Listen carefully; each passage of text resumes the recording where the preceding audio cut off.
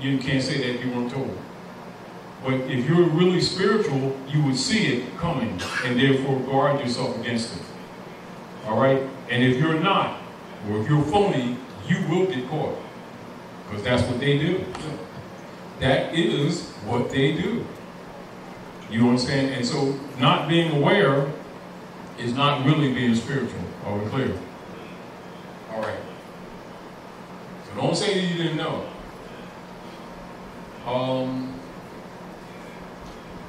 Let's see.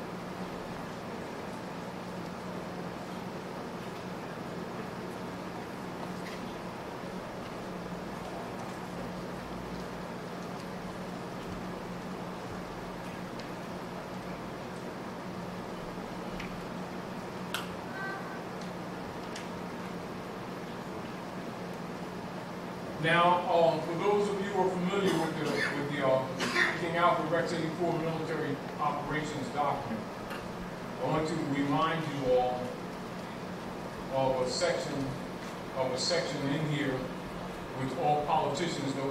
And these same regencies that you'll see that the United States Central North America is divided in are the same regencies that are used by the priesthood for regulation. This is why a lot of times when you're making your trover suit complaints, that you will give notice to the Archbishop of the area, because he's actually the Don. Do you understand? So what you see in movies like The Godfather and stuff, that's really real. What you see in movies like Da Vinci Codes, that's really real. But because most of our people just think it's a movie, they never suspect that this is how things really operate. Do you understand? So they go to their local councilman or woman and think they're going to get something done. You know, it's really wrong person. They take orders. Do you understand? So when you're dealing in international law principle, you go to the administrators. And when they don't act right, you appeal to the Don. Because that's direct access to the God of this world, who is the Pope. Do you understand? It's talked about in the book of Thessalonians. That's who it is. And if you don't understand that that's the real politics, logically you will always be subject. You know, it's not that you're not being abused, but they can always declare you incompetent and then force a barrister on you. Of course you lose after they drain your finances. You know, again, this is why we're talking about trophies, because you're going to have to become competent on your own right. All right? So we're doing what we can to help you. But you have to take responsibility. Now, these are maps to the different prisons, etc. These are regions. And your prisons, particularly women's prisons, are really concentration camps. All right?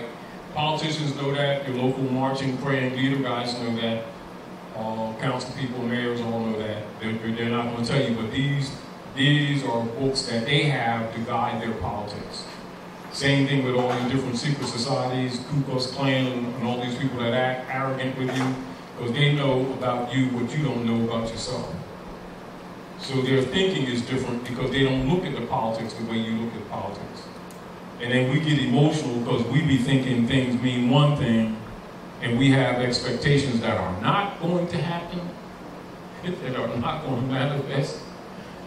You know, then we want to get mad at everybody. And really, you know, we're incompetent. Are we clear? And logically, someone who's taking advantage of you is not going to school you. Or someone who makes their living off of screwing you is not going to tell you how the screws go. Or give you a screwdriver.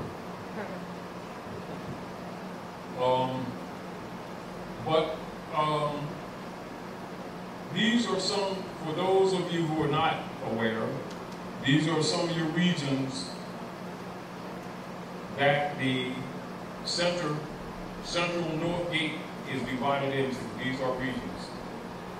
Central regions, 1, Northeast region, Southeast region, Great Lakes region, South Central region, Deep South region 2, Deep South region 2, pardon me, it's supposed to be actually 1 and 2. Great Plains Rocky Mountains region, Southwest region, 10A and B West Coast region. So in real politics, the average person be thinking state this and state Pennsylvania and state New Jersey and stuff like that. And real politicians will be dealing with regions because you're under occupation. Do you understand? But they will never say it openly. So understand that they think different when they're dealing with you. So now that you understand how the politicians think, in other words, you're given the cards. You're looking at the marked cards. You get the point? And so you're not supposed to keep on acting like you don't understand the cards are marked. Are we clear? Islam. Did you say that the women's prisons are particularly concentration camps? Why All particularly just the women? No, all of them are, but particularly women's prisons, which are one of your fastest growing populations in North America, are concentration camps. And now, not that some of the others aren't, but when you understand it, you must understand the motive. You got to understand, in nature, governing principles in nature are really matriarchy.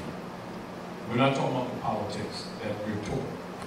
Because male and female comes from the womb of woman. Woman, by her nature, is a governor. But if they get you believing belief systems, you actually mentally suppress your own powers. Are we clear? And then become subordinate to your sons. Because the priest told you that that's what it is. When in secret, he knows that's lie. But that's part of the control system. So therefore, to attack a nation, you'd attack the womb. So women's prisons, really concentration camps. You know, this is why it's dangerous to send your daughters to care clinics and stuff. She got a cold, take her to the care clinic. I guarantee they're giving her a virus. Or they're sterilizing her. The virus will be for cancers for later.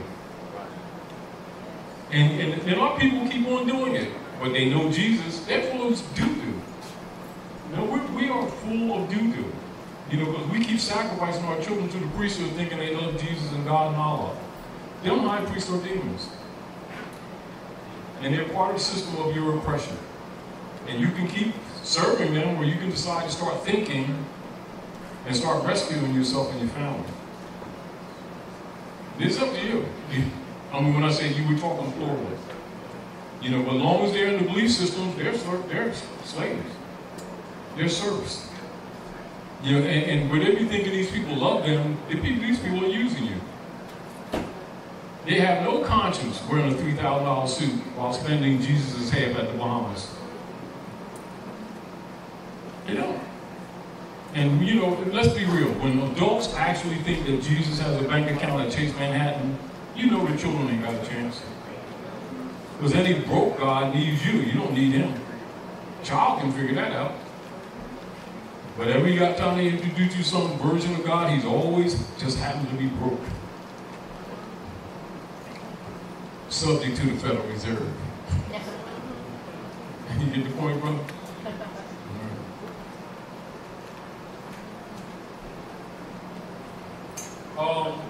But let's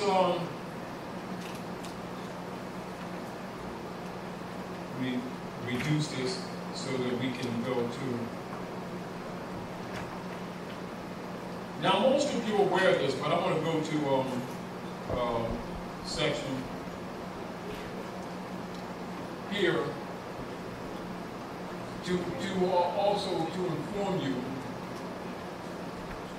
that persons in politics and persons who are in any form of scholarship have a different knowledge of the politics here. All right? You all know that they keep teaching our children that they were brought from someplace else, right? Yeah. On a ship called Jesus in 1555 and all that stuff, right? Yeah. Right? that stuff, right? Correct. Right? Correct. So this is what all your politics, your high priest, and anybody in military operations already know. Are we clear? Clear. And this is a military document for control purposes as the people wake up, where they have systems in place to attack you or to neutralize you. Are we clear?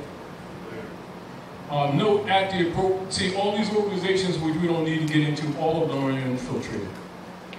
All of them have COINTELPRO in them. All of them. Are we clear? Bar none. Are we clear? Clear. Note at the appropriate time to be designated by the president, the leaders of some of these organizations are to be detained only when it is clear that they cannot prevent the emergency. In other words, that's making reference to the economic and political problems that's getting ready to smash these peoples in the heads. They're already preparing for it. Are we clear? Working with local public officials during the first critical hours, all other leaders are to be detained at once. Compiled lists of minority leaders have been readied at the National Data Computer Center. It is necessary to use the minority leaders designated by the president in much the same manner in which we use minority members who are agents with central and federal, and we cannot, until there is no alternative, reveal King Alfred in all its aspects. Minority members of Congress will be unseated at once.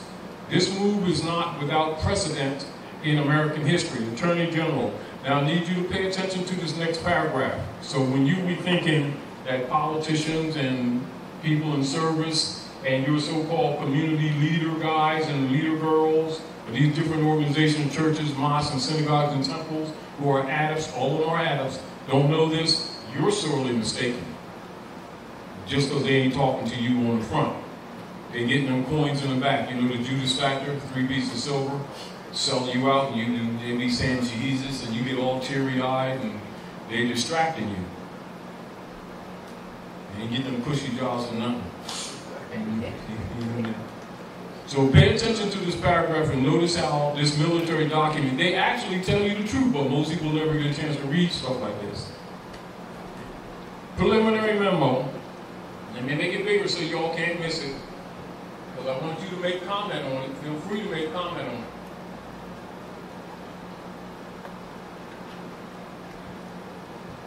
Attorney General. Preliminary memo. Department of Defense.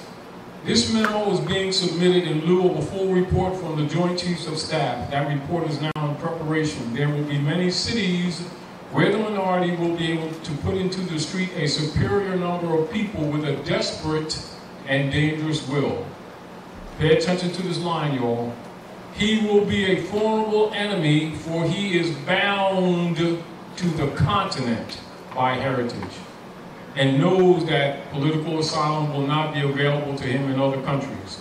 The greatest concentration of minority is in the Deep South, the Eastern Seaboard, the Great Lakes region, and the West Coast. And so our people have been told they were brought from someplace else, and they're actually bound to this continent by heritage. And they're looking to go someplace else in the name of going back to Africa, and they're standing on Africa. Great Masonic secret. Do you understand? And everybody, all your leading, marching, praying, civil rights guys, know this now, knew it before, and always know it. This is why Martin Luther King made the statement one time before they gave him the signal that he was being neutralized. He said, our people are refugees in their own land. He broke his Masonic oath when he said that. So he knew he was tagged after that anyway. That's why all of his speeches thereafter were prophetic. Because once you cross the Don, you can't take it back.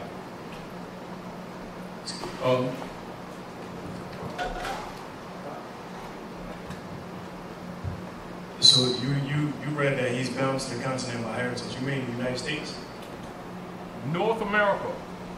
Now. That's the continent of North America? Now, you go to your lessons. Where is the Moroccan Empire? Northwest of Mexico. What is northwest of Mexico? North America. Turtle Island. Masonically, the North Gate. North American continent, including Canaan land. Right, but Canada. but when the continent, so what we talking about, what we call America, right? No, not what you call America. What is the name of the continent that extends from the northern hemisphere through the equator to the southern hemisphere? America. Well, you just said it. I just wanted clarity. You know what I'm saying? North, south, central, the islands. That's America. Okay, I just wanted clarity because it says the continent. Yes. And I don't want people to think that it's There you go. There you go. Then you go back to the lessons. Indeed. Where's the Moroccan Empire? Northwest of Mexico. What did Eisenhower release in jurisdiction? When he closed Council Court 54 to 56, he released jurisdiction at Morocco, but only on the kingdom side, and continued the perpetration of the fraud, and had been since 1954 accessing the world global accounts using the gold to back United States corporations' private debt to this very day, and suspended consular courts and started these Negro reverend guys marching around talking about civil rights when they should have been talking about restoration of consular court, which you've been discussing as of late. Northwest of Mexico, the continent, land of the Moors, the great Masonic secret. There you go. And you can see you got the mountaintop on your chest. And I've been to the mountaintop, you see what I'm saying? And I've seen the promised land. Might not get there with you guys, because I just broke my oath, but we as a people will make it to the promised land. That's what he's saying. That's exactly what he's saying. But he was more interested in saving his reputation. But he just came out and took the refrigerator door off. So is that why Masonically they always say that the North Gate is the North man's Gate is guard? North America. They refer to themselves as the keepers of the North Gate. You're under occupation. Do you understand? Are we clear? And so they've been converting your estate since their occupation, and they got to keep you sleep to it. Therefore, the U.S. democracy platform was set up to perpetrate that fraud. So the people forgot the republic, didn't they? Yes. In our U.S. democracy. They don't know it's a platform for the demons. You understand? Let's go to military manual. Let's go to military manual. As an example. And feel free to jump in, because I need the help. I need the support. Because you gotta work your mind. Work your mind. And don't believe what we say. Do research. All right?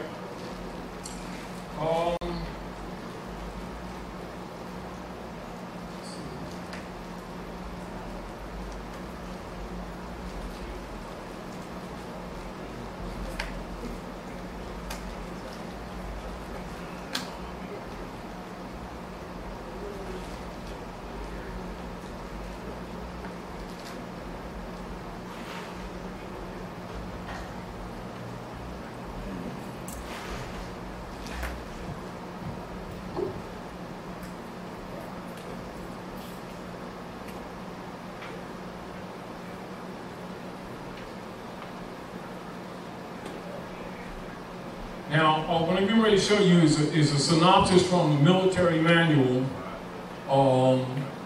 setting forth the obligation of all politicians and military men, etc.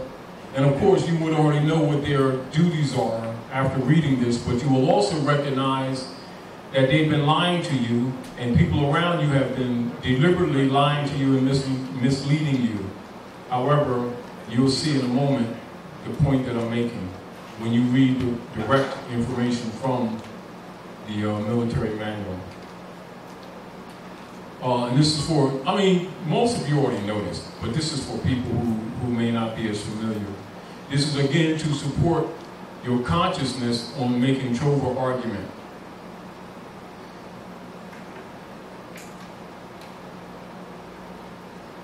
Just a minute.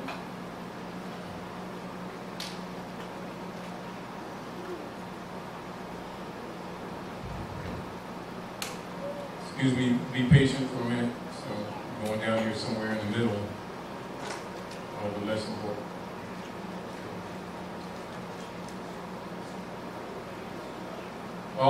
How many of you know the distinction between the republic and the democracy? Raise your hand. Give them a mic and let someone express the difference. This one, is it fixed? I think you're going to need to put another battery in. Here, through.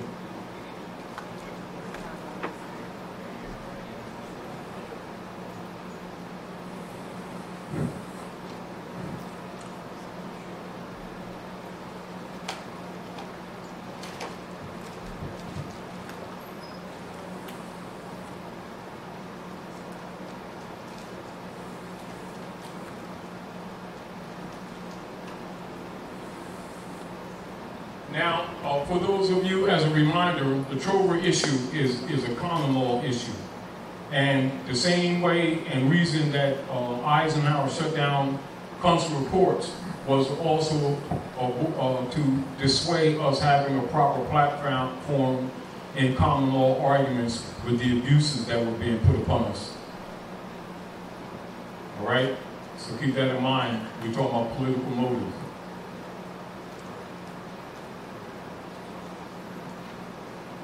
And so it's incumbent upon you as the nationals, and in some cases for some people, i.e. some of the Europeans being citizens of the corporate United States under Constitution and treaties, the duty and responsibility of the nationals and the citizens to enforce the law.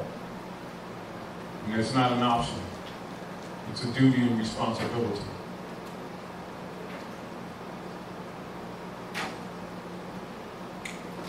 And again, for others, you already understand the reversioner statement and why it's in the nature of a Trover statement.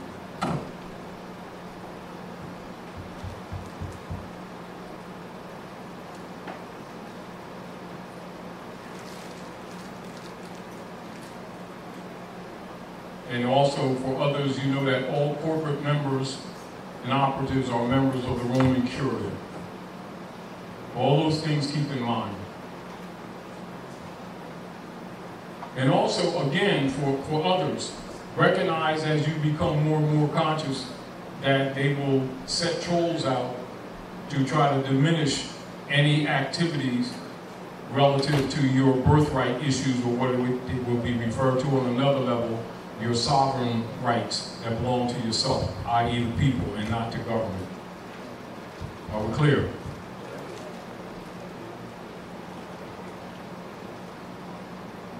Now, here is the training manual, you all.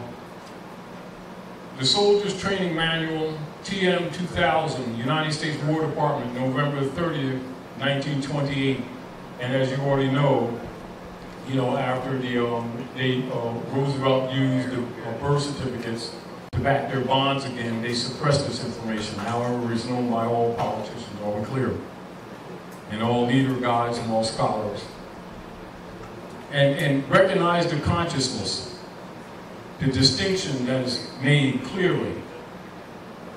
Soldiers Training Manual 2000, United States War Department, November the 30th, 1928. Keep that date in mind too. TM 2000-25, 118 to 120, Democracy. Democracy is a government of the masses, authority derived through mass meeting or any other form of direct expression, results in mobocracy. Attitude towards property is communistic, negating property rights. Attitude towards law is that the will of the majority shall regulate, whether it be based upon deliberation or governed by passion, prejudice, and impulse, without restraint or regard to consequences. Results in demagogism, license, agitation, discontent, and anarchy. Training Manual 2000-25, 120 to 121. Republic. A republic's authority is derived through the election by the people of public officials best fitted to represent them.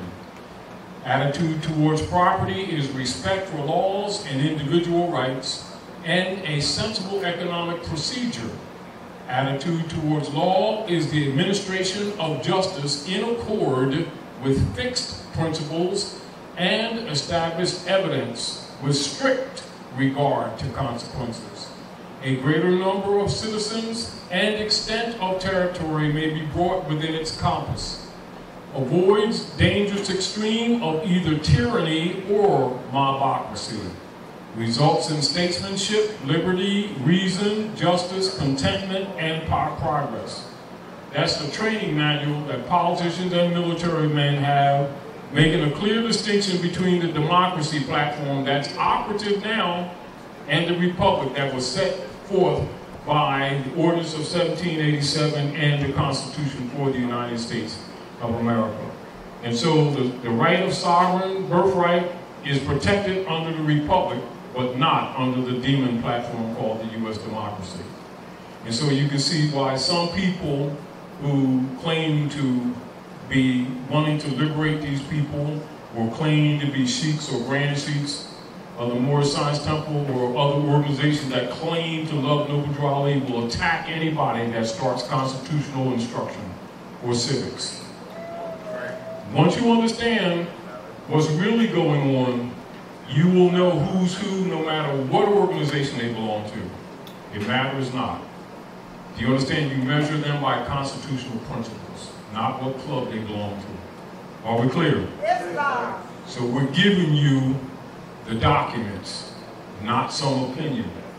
Failure of you to enforce the law is like George and some of them said, Jefferson and some said, people get the government they deserve. And what it means, if you don't take your responsibility to enforce the covenants set forth by your forefathers, you have stepped off the political platform and are subject to the nigger codes, the black codes, etc., and all kinds of mistreatments that the citizens may bestow upon you. This is what Drew Ali warned you of in the Divine Warning.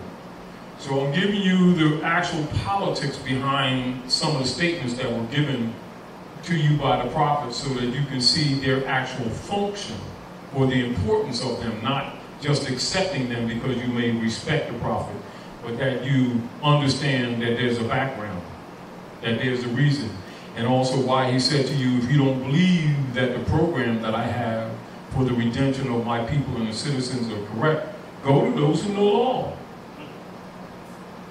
There you go. So you know logically why he made reference to Marcus Garvey. Marcus Garvey taught strict civics and government structure. And then you have people claiming to be grand chiefs and assistant grand chiefs or telling people that Drew Ali didn't teach civics. And they've been getting away with it too. But a scholar knows that that's a COINTELPRO operation. You don't argue with them, you know that they're trolls. Do you understand what I'm saying? And so it's up to you to enforce the law or suffer the consequences. And I suggest that we've all been suffering. Do you understand? And this is also when Drew Ali said about some of the self-righteous Moors, he said, some of my best followers are in the church. So don't get it twisted, y'all. You know, so don't get caught up in clubs. Do you understand? Because people have a tendency to identify themselves by their beliefs or their clubs. In the real world, you identify yourself by your bloodline and your pedigree. Clubs and organizations are secondary or in third person. Now, one of the problems of why people can't solve problems is because they see themselves in third person, when they need to be removed from third person status to first person status. So it be also with the knowledge. Are we clear? All right, so this is again why we're presenting these, a synopsis of these different pieces of information for you, so that you can challenge this and liberate yourself. Are we clear? Failure to do so is called acquiescence, tacit acquiescence. And thus, that's why 90% of all foreclosures, which are already in state of hypothecation, are referred to in documents as abandonments, even if you're in the house. You know, they treat it like you're not even there. You just move you out of the way. And that's unum sanctum policy. Keep this in mind. So again, we're talking trover suit. So anyone who has suffered, these issues or who are suffering these issues, you're looking at a trover suit. All right? And again, when Drew Ali set up the old Canaanite Temple and the Moorish Science Temple of America, the Moorish Holy Temple of Science, in the bylaws, he says in Act 1, that the chairman and moderator are put in power to make law and enforce law, if they live according to love, truth, peace, freedom, and justice, and it is known by the members, i.e., the people, the citizens, you understand? So that's constitutional enforcement. And many of them do exactly not that. And so people are suffering. And that's where you get what's called the great sellout that nobody wants to talk about. Again, why we have to give you this information in a venue like this. Because many venues where it should have been given to you, they actually hold it back or they block it. And they will attack it as if you're against the prophet and the movement. Right. Do you understand what I'm saying to you? There is. And anybody who doubts that, all you need to do is do research and FBI investigation into the Moorish Science Temple of America. Even in the redactions, they're telling you exactly what they did. And that 90% of these people that claim to be grand sheiks and assistant grand sheiks are actually COINTELPRO operatives. Now, I'm not saying that. Go look at the record and see it for yourself. Then you'll understand why our people have not made the progress that they have not made. And you'll understand that when people who step out and start giving you civic instructions, why some of these people are the first people to attack you. Do you understand that? But once you get enough information yourself, you'll take your own training wheels off. You understand? And it doesn't matter whether they come from church, mosque, or synagogue, or temple, and you will be liberated from them. Do you understand? Because the true teacher liberates people, does not make followers. Do you understand? Are we clear? This is why they hated Jesus. See, but Jesus went to the Sadducees. He went to the lawyers. He went to the high priest and commanded them to live up to their trustee duties. And they rebuked him. So he gave them an opportunity, right? Then he knocked the dust off his heel, tarried not, and took the truth to the common people. Now everybody's mad. Oh, what they mad about? They didn't do their job. Get the point, y'all? So the deal of it is, when you're talking about Prophet Muhammad, you're talking about Jesus and the Buddha, and many of the other women who have not been named, etc., they were liberators. They were social reformers. They go around perpetrating beliefs on people. Their main enemies were the priesthood. That's the truth. And nobody wants to admit that. Well, I'm telling you bluntly, priesthood is the demons. You understand? And if you start doing some research, you will see it for your absolute self. That they are the greatest source of the bloodshed of humanity on the planet in the name of idol God worship. While in secret, they themselves know the distinction. Are we clear? Clear. All right. So therefore, trover suits at common law under the Republic, distinguished from what? Barristers Association of Leave under the U.S. democracy platform, and why the people keep on losing their properties and everything else. This is why they get you to agree to start signing things under the U.S. democracy format, not knowing that you've abandoned your right of claim of your estate. Are we clear? Well, a trover suit at law, the common law, is a retrieving or a reversion of your right of claim of estate. All right? All right, so look at that. So I wanted to show you, show you that to support your knowledge base on how that logically, when you're dealing with these people, don't be talking under that U.S. democracy platform. As soon as you do, and as soon as you call them white man, you just call them sovereign. As soon as you call them American, you just call them sovereign, and gave up your birthright. As soon as you start talking that U.S. democracy stuff, you've given up your birthright. So you better get back to the Republic principles that was founded, that support the covenants that was put in place to protect your birthright. But you better understand what it is that you're trying to protect. Are we clear? Clear. Now, misprision of treason. Misprision of treason is a contempt against the sovereign. So who is the sovereign? The people. Right? Against the government, i.e., still the people. You see? Or the courts of justice. That means the principle of stare decisis res judicata, distinguished from colorable legislation under the U.S. democracy operations, which converts people's rights and liberties to the corporate state, which are hypothecated and robbed and licensed to steal from you, when there can be no license against a right. Are we clear? Clear. So, or the courts of justice, including not only contempts of court, properly so-called, but also all forms of seditious or disloyal conduct and lèse majesty. 2, misprision of treason is maladministration of high public office, including peculation of public funds. This is back to why Dwali did caveat emptor, and he also did additional bylaws. And this is why he makes reference to that maladministration, and he calls them robbers. All right, so that goes, the same principle goes to organizations. People are heading organizations, misprision of treason. That's why he did caveat emptor. But the people have not unseated these criminals, and therefore they've been collecting bus funds for 20 and 30 years, and you don't see no buses.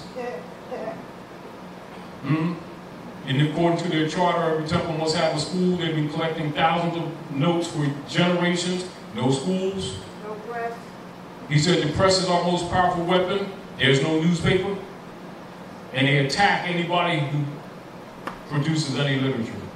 COINTELPRO operations, go look at the FBI papers. Are we clear? Clear. So we're giving you information, trusting to inspire you to take self-responsibility to start fixing these things in your community. And we're giving you reference points so that you can have a knowledge of certain tools that you may not have been aware of. Are we clear? Clear. It doesn't matter whether you claim to be Christian, Muslim, or Jew. The birthright belongs to everybody. Are we clear? Clear. All right. So get that through your head. This stuff is universal. All right? Are we clear? Clear. Failure to exercise it is an abandonment. Are we clear? Clear. All right. So, misprision of treason is a neglect or light account made of a crime. Light account. And so now we're talking about what? Generally accepted accounting principles. Oh, double bookkeeping and stuff they've been doing? All right, so you need to be aware of those things, right? Oh, all right. So it's neglect or light account made of a crime, that is failure in the duty of a citizen to endeavor to prevent the commission of a crime, or having knowledge of its commission to reveal it to the proper authorities, and the concealment of something which ought to be revealed. Is that not the same in the matter of any organized group or any organized system or organization, whereas the rights of the people are abridged, or where funds are collected and misused or mismanaged, not accounted for, no business meetings? I'm asking for my funds back. Oh, you want your sandwiches back, huh? I want my savings back. Treason, Oxford. Treason is the act of betrayal of the trust undertaken or reposed in anyone, a breach of faith, treachery, a violation by a subject of his allegiance to his sovereign or to the state, misprision. So now you understand caveat emptor? Then you understand why the prophet's paper has not been restored? All right. It's called treason. However, many people have not been charged with it, have they? And the people have been suffering because of it happening. Yes. So you do not let that go unaddressed.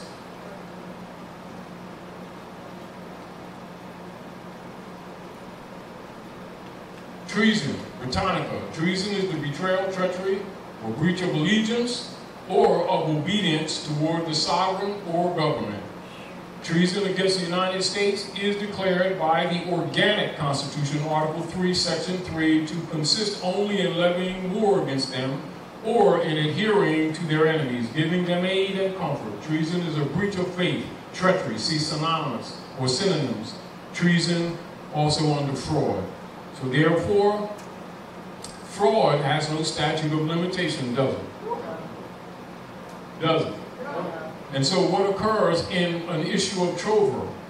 Some people, because an act of conversion was executed, think that they have no claim thereafter. Not true. You see? For a trover suit deals with reclaiming that which was found or claimed by another or converted to another's use.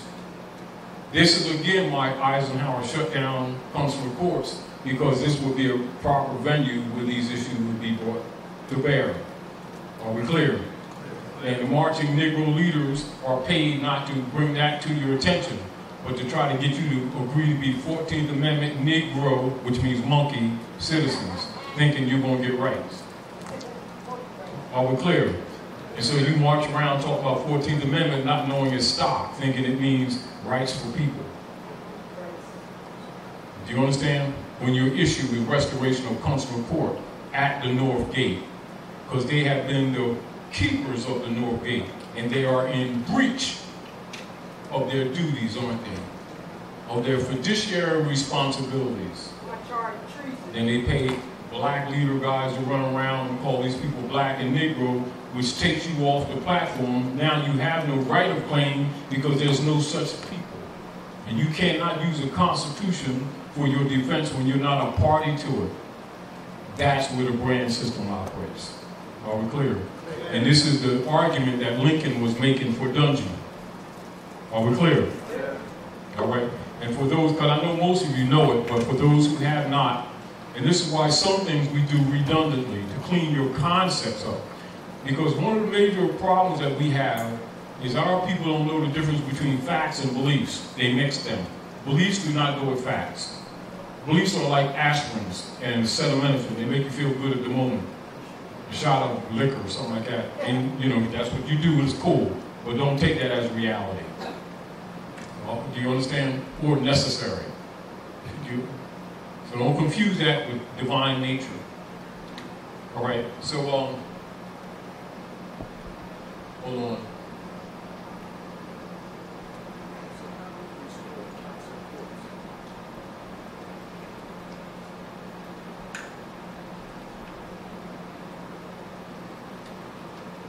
As a reminder, domicile.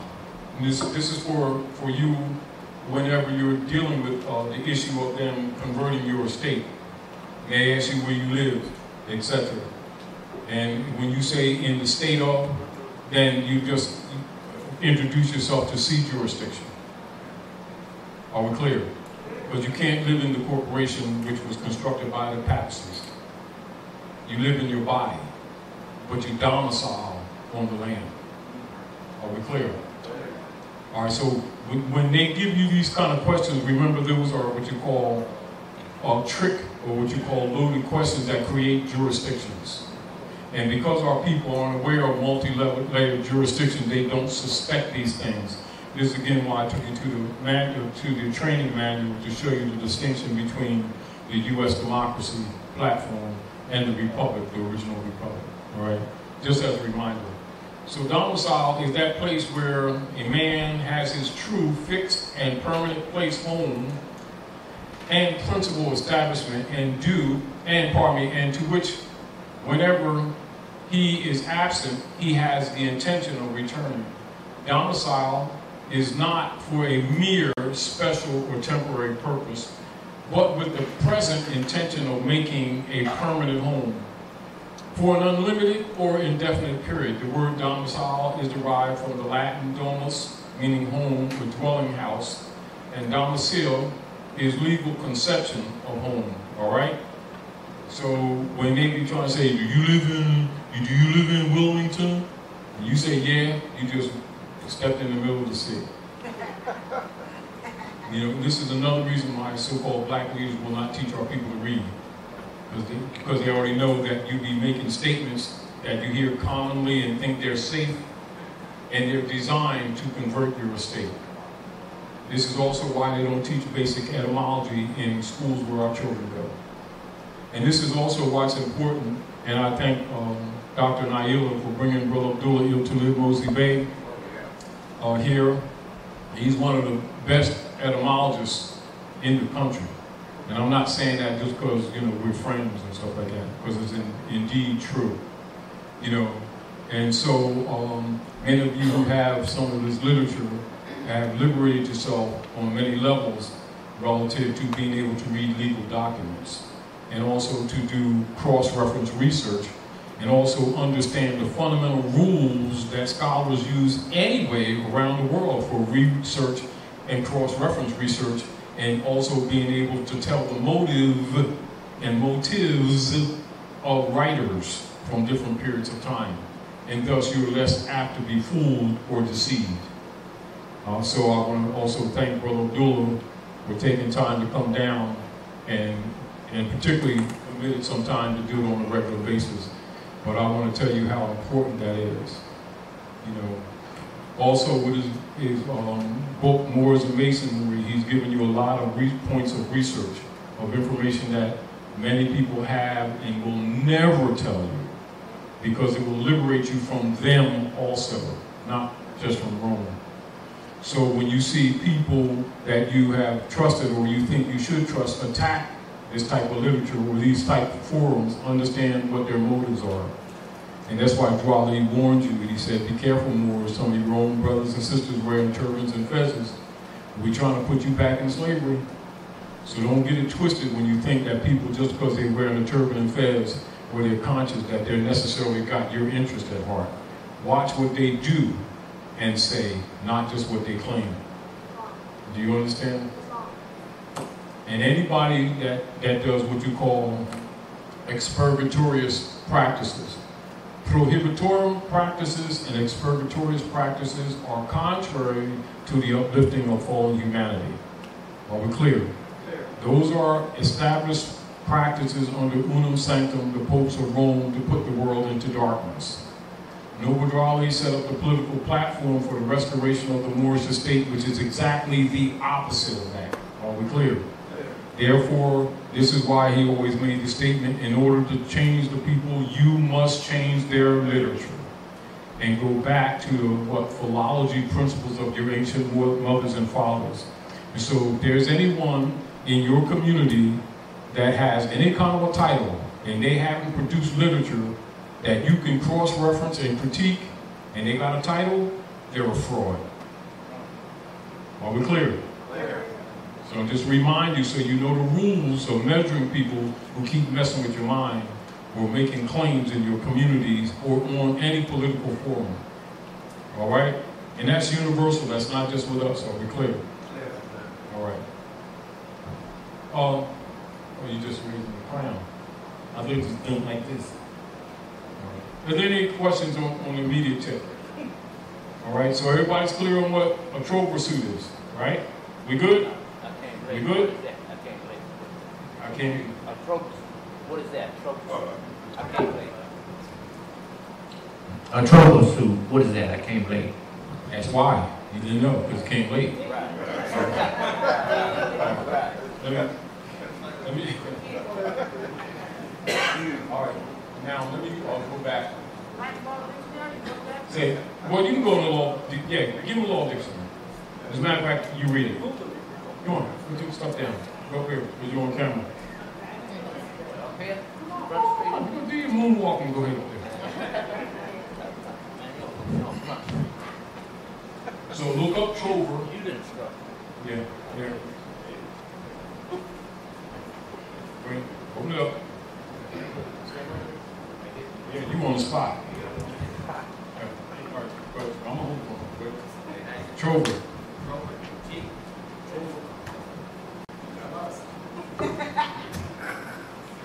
That ain't Fiat, is it? No. T-R-O. Yeah, V-E-R. T-R, Trapper, Trover. Right, okay. Now keep this in mind. Now, although a lot of you all know this, like, they know this. Y'all know this, right? But some of you do not. And again, like I said before, the reason this is important because the Europeans are accelerating the conversion operations. So all over the town, you'll see them gentrifying neighborhoods. And most people don't have any kind of concept of where even to begin to fight. Do you understand what I'm saying to you? Trover suit. Are we clear? Go ahead. Trust, True. T-U. T-R-O. I see Troy, and it goes to truths. Okay. Tober would be T-R-O-V. Okay. Oh, okay, up here, Trover. Okay, got you. In common law practice, the action of trover for trover and conversion is a species of action on the case, and originally Izzy for the recovery of damages against a person who had found another's goods and wrongfully converted them to his own use. Subsequently, the allegation of the loss of the goods by the plaintiff and the finding of them by the defendant was merely fictitious, and the action became the remedy for any wrongful interference with or detention of the goods of another. 3 Steph's Cons 425 Suite. C. Burham. Right. Okay, so scooping on down. In form, a fiction; in substance, a remedy to recover the value of personal chattels wrongfully converted by another to his own use. Now, this is the point. Wilson did it, then Roosevelt backed it up. All of these cycles were actually crashes for the United States Service Corporation companies, shell corporations that were put in place to restore the losses experienced by the general lords of London, Westminster, after Lincoln crashed the United States Service Corporation in 1860. Are we clear? And they built up another shell, and then it was crashed. And they built up another shell, and it was crashed. Are we clear? So it was necessary for them to promote amongst the people who are the targets that the United States is a country when it's really a private corporation. Now, the advantage that Masons, Eastern Star, Illuminati, people in all of your Privy Council orders know is that they know this and always knew this. The disadvantage of the masses who are kept in a believer degree is that they're the food and we're never to know this. Are we clear? Now you know this, go after all claimants against your estate with a trover suit.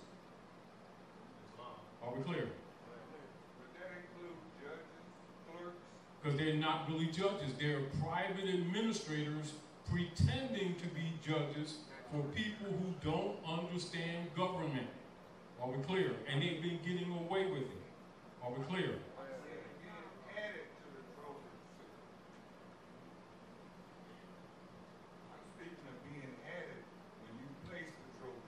Of course, because usually that's who you're going to go after. That's usually what you're going to go after. Because they're in partnership. See, this is the other deal.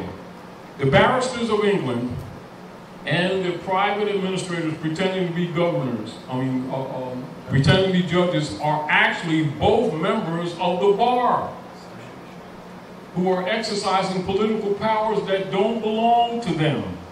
and pretending to have authority that they do not have, and they've been liquidating your estates under, i.e., claiming you to be property and outside the human family. That's why they called you black and Negro, because that's not part of the human family. All they need for you to do is keep agreeing to be them.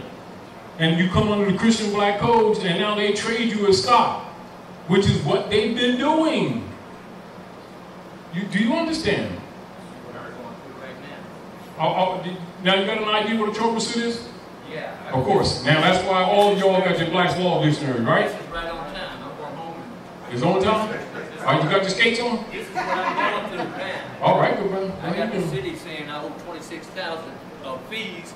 You don't know for my property- anything. For my property being vacant for 10 years. They just gave me what you call a sheriff thing on my dad's old house on the door, saying the place been vacant 11 years and you owe us $26,000. All right. Now, listen. What do you know already when you have those kind of statements? How can you owe another man on an inherited property unless you didn't own it? And what claim do they have on it? Isn't that a conversion? Yes. There you go. Trover suit. So they're attacking your estate, so you attack them. In their private capacity. Because they're not really government. You know, and it's back to us understanding what we're really dealing with. Let's go into, again, for those, that's these, give that thing again.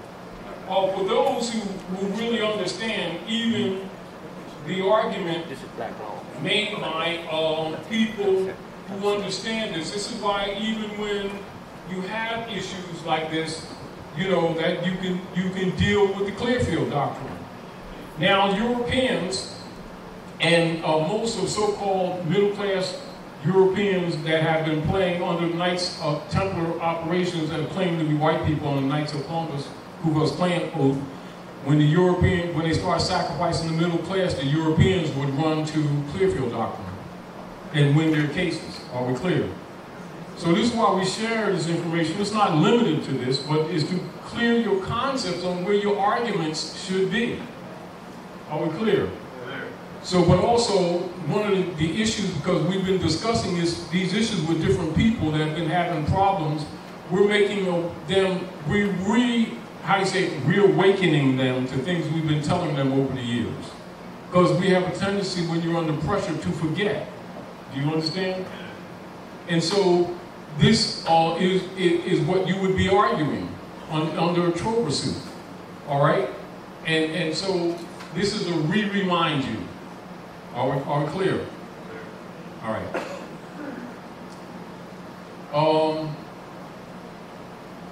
Now, those of you, like the brother was saying in the front row, you know, about Woodrow Wilson.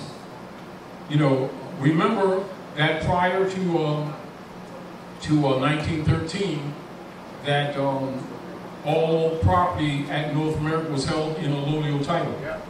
That's in your congressional records.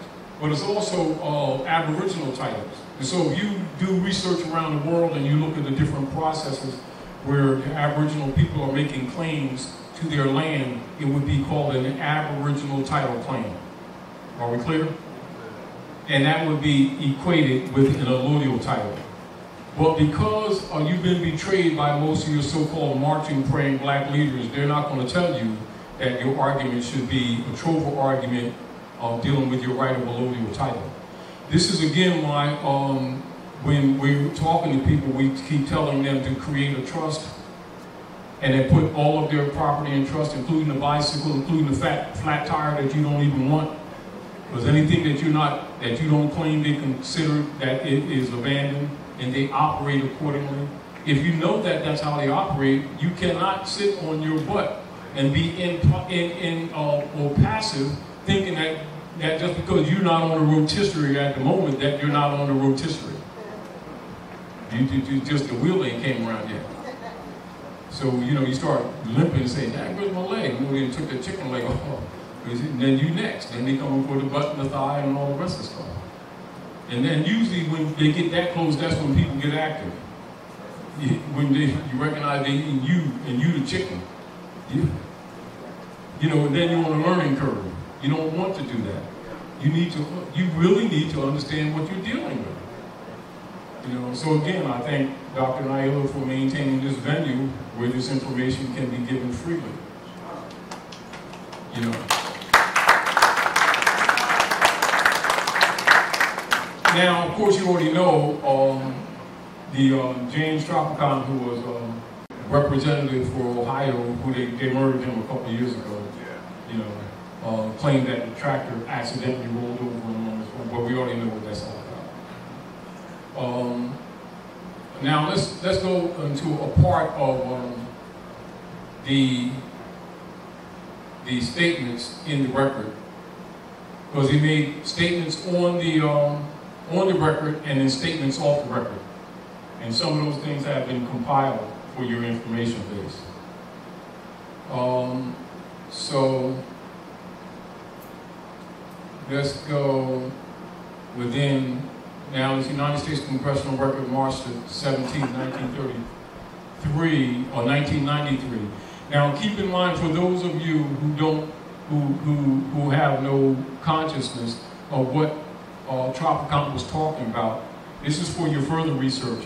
Lewis McFadden, 1932 to 1934, and I'll give you information on that later in a future lesson in one of the other lesson books.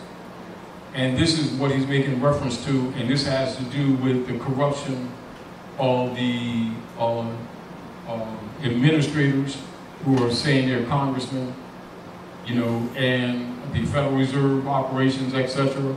Well, that's why they murdered McFadden when he went to visit his daughter in New York. They poisoned him. In 1932? That was 1932, 1933. You can look up congressional records and find his speech.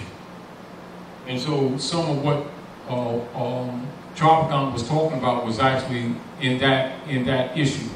But I want to bring your attention to parts of the record on things that he has said within context on and off the record. Now look at this. Now, for those of you who already know, and I remind you, because I make the correlation with you, what year did Noble Ali set up the old Canaanite temple? Now notice the date. Prior to 1913, most Americans owned clear allodial title to property, free and clear of any liens or mortgages, until the Federal Reserve Act of 1913 hypothecated all property within the federal United States to the Board of Governors of the Federal Reserve, in which the trustees, stockholders, held legal title. So now you see what they're doing to that property that you thought that you owned, good brother? It was already hypothecated. And a mortgage is not legal title. It's a dead pledge. The contract is dead and your body is the pledge. Now you understand why they're claiming your estates and your properties? And you may be operating with the idea that you bought this and when you're actually sharecropping. And just because you can't read, it ain't got nothing to do with it. After all, if y'all got Jesus, God, Allah, Moses, and Muhammad, and y'all certainly know what's in front of you, how dare you claim a God you do not see and love not your brothers you see every day? How dare you claim divine law and the knowledge of it when you don't even know the laws that run the land that you're standing on? Do you understand the principle? It's identically the same. Therefore, ignorance of the law is no excuse, because it begins with you. Because through the honor of your mothers and fathers is your inheritance born.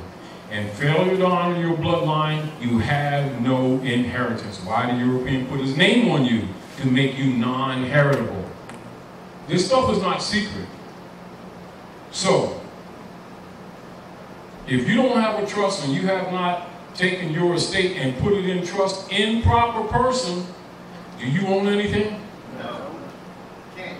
All right. All your leader guys know this. This is congressional records. All the politicians know this. It's congressional records. So these people are conspiring, working together to convert your estate, aren't they? Then you think that you are saving yourself when you go get a barrister, a lawyer, attorney, and he's an officer of the court. And you just gave him leave, i.e. you gave him your birthright. Now, ignorance of that fact don't excuse you. You see?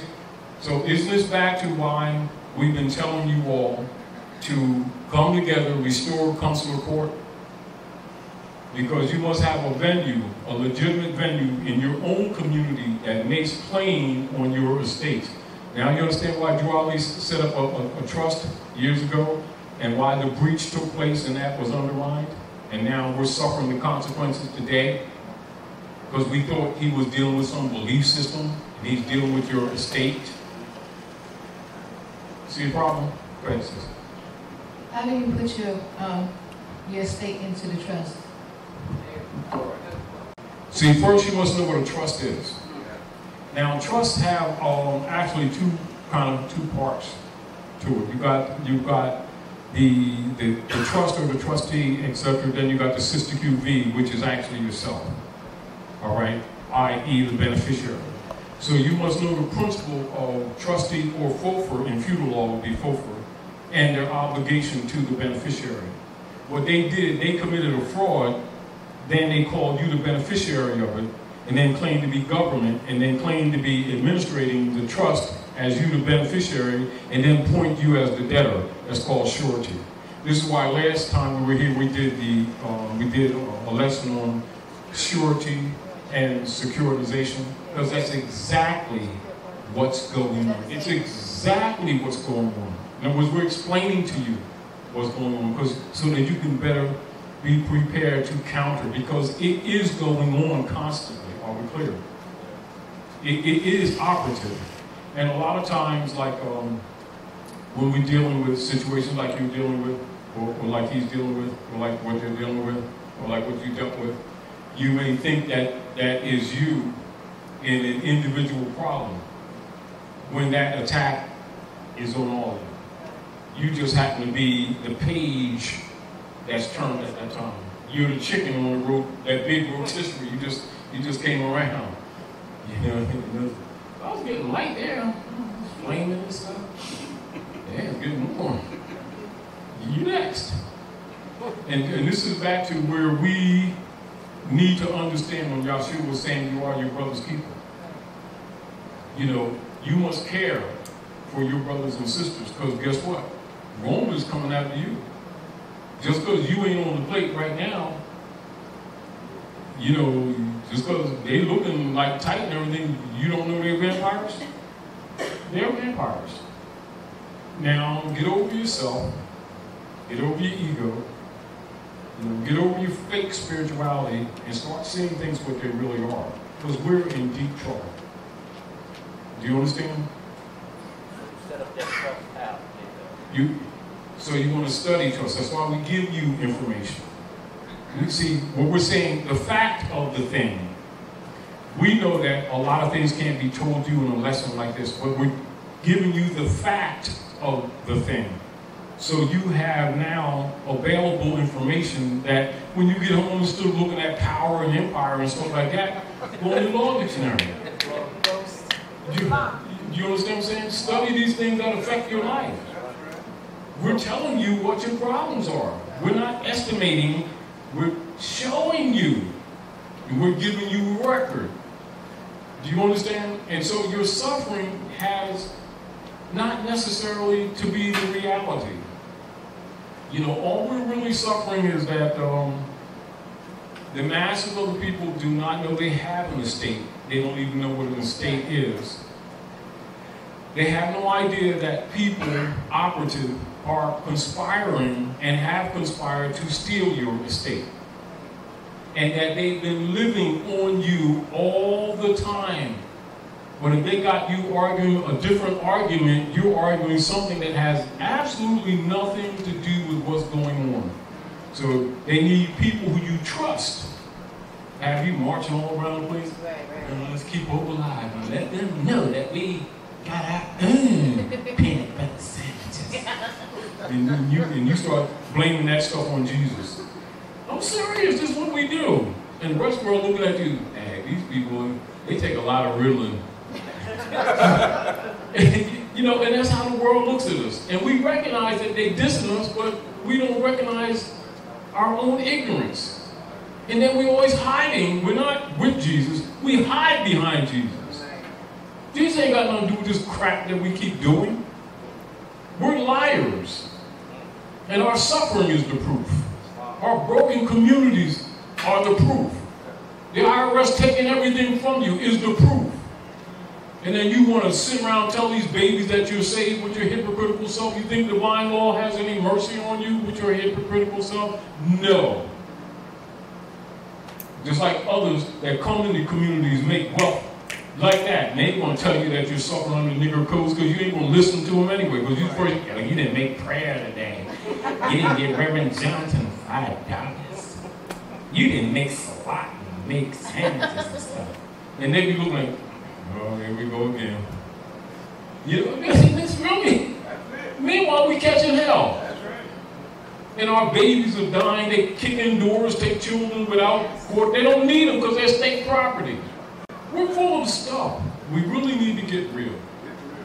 And stop fooling ourselves and pretending to be spiritual and actually really get spiritual.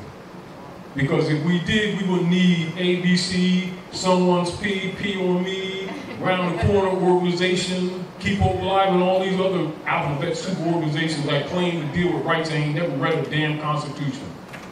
Excuse me, what you got, brother? She asked about trust. I ain't got that from Yes, a living trust. That's proper to build that. You have different types of trust. You know, but the fact that you have a trust. No, the nature of what a trust is what you need to study.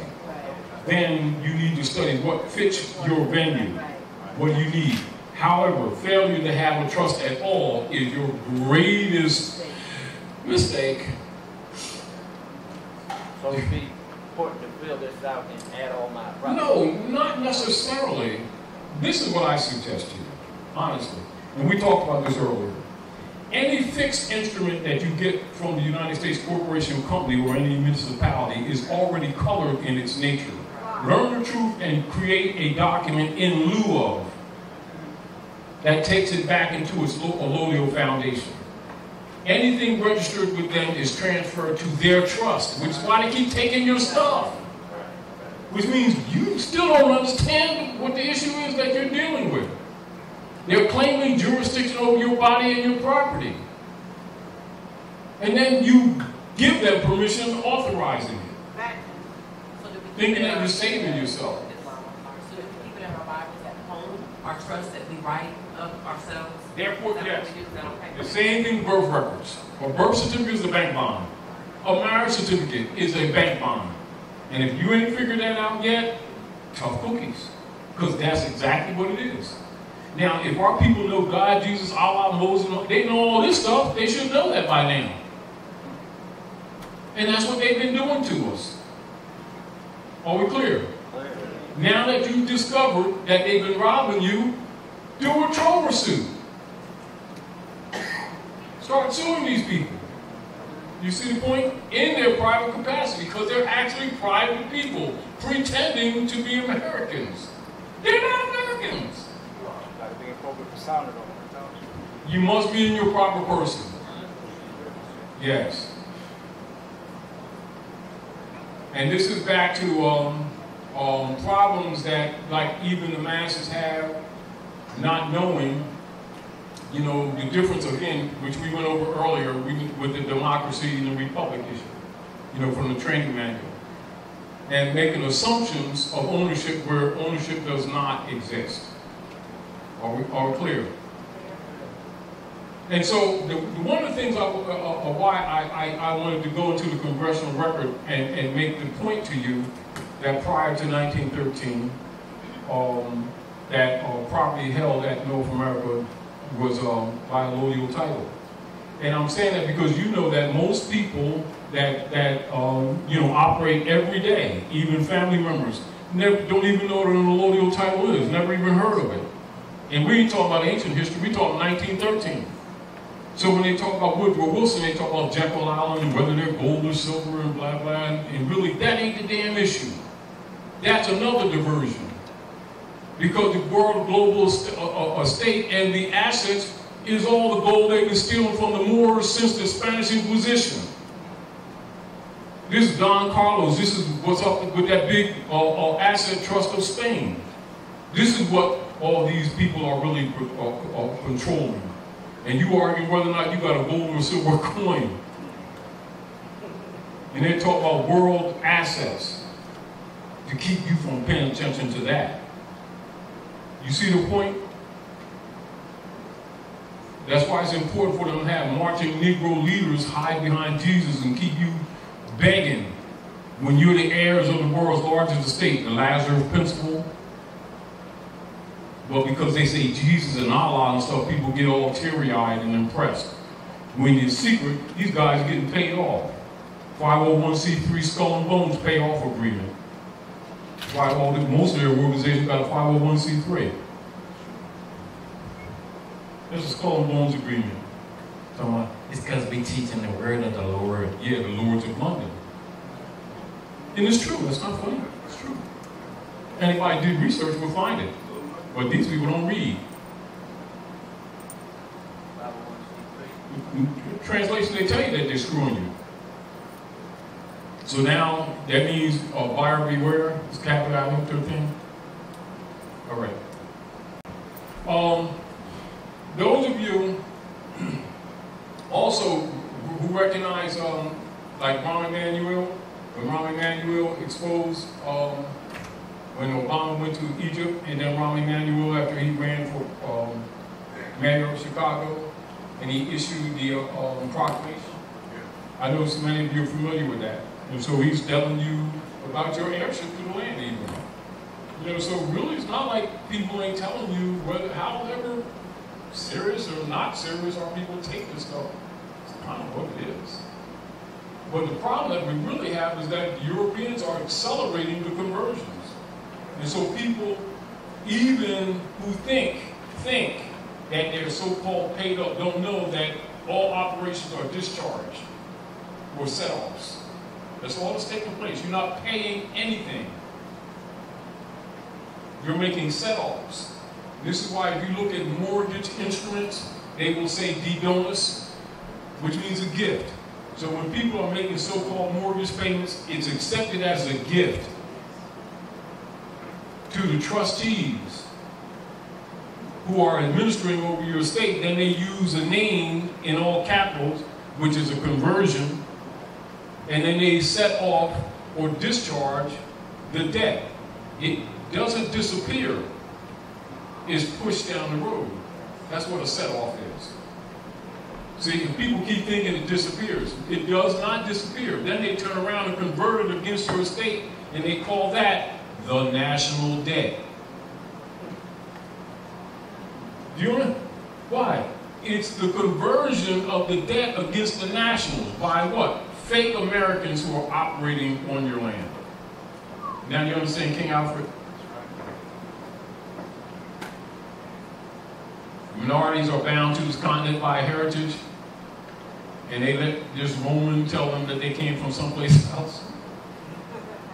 Meanwhile, they talk about they know Allah and Jesus and Prophet Muhammad, peace and blessings of Allah be upon him. Bismillahirrahmanirrahim. Everybody laughing at them all the way to the bank. But they say, though, that we're full of doo-doo. And we really need to get real. You know, we really do need to get real. All right, any other questions concerning the conversion and the children? Take it out. Take it out. Go ahead, sister. I was going to ask, is it best that a non-bar associated attorney set up the trust, or does it matter? A non-bar association attorney. Come on, right there. Because we have problems finding them. I was wondering where to put in that. Let me ask you a question here. Mike. Now, should we ask the wolf? Should we ask the wolf or the coyote as a chicken how we going to cook the dinner? And we're going to vote. That's your question. Well, we're having issues finding a non-bar association. We're having issues finding one. All right. So what you're trying to say is that you're having issues to get someone to represent you because you can't present yourself? Because that's what you're saying. Well, I understood that the indenture agreement needs to be airtight on a irrevocable trust. So, Do you think a barrister is going to do that for you? no. Of course not. Because he needs to dip into your estate too. Which is why one of the things he's going to ask you is a social security number. Yep. But it is a CUSIC number to the World Global Estate Trust that he ain't telling you about. And he's a deputy knight for the folks of Rome. At what point you don't get it? You got to study and do that. In other words, what are we really appealing to everyone here for? Please be responsible. Please study. Because we're in trouble. And meaning, let's look at this. Now, and this is with all due respect. This is with all due respect. We as a people, and this is, and most people say this about us, claim to know Jesus, God, Allah, Moses, Muhammad, claim to be so spiritual. Why is it that for some strange reason, we keep on needing other men, i.e. Europeans, to stand for us because we can't stand for ourselves and we always claim to be spiritual? Do you understand the contradiction that is? And we don't recognize that that's a contradiction? What we're really saying to you and to each other, work towards being competent to your rightful state. Failure to do that puts you at the hands and the whim of another man. And they have shown that they have never been operating in your best interest. Is it not true that the nobility clause of the Constitution say that lawyers and attorneys cannot hold office in the United States? Is it not true that all them barristers and all them congressmen and senators who claim to be are lawyers, and that your republic has been overthrown? At what point do you not get this? Which is why I took you to the training manual to show you the distinction between the democracy and the republic, and understand why we're in trouble now. And then you go into a deputy knight. I want you to joust for me. His obligation is give her Black's Law, inappropriate person. I want you to read this. I want you to read this. The word after itself, you know. Now, yeah, I'm going to get back to kid wells. Hold this word. Hold it to her. Yeah, hold it to her mouth. Inappropriate person. Just move quickly so for the sake of precious. Please read it to the mic.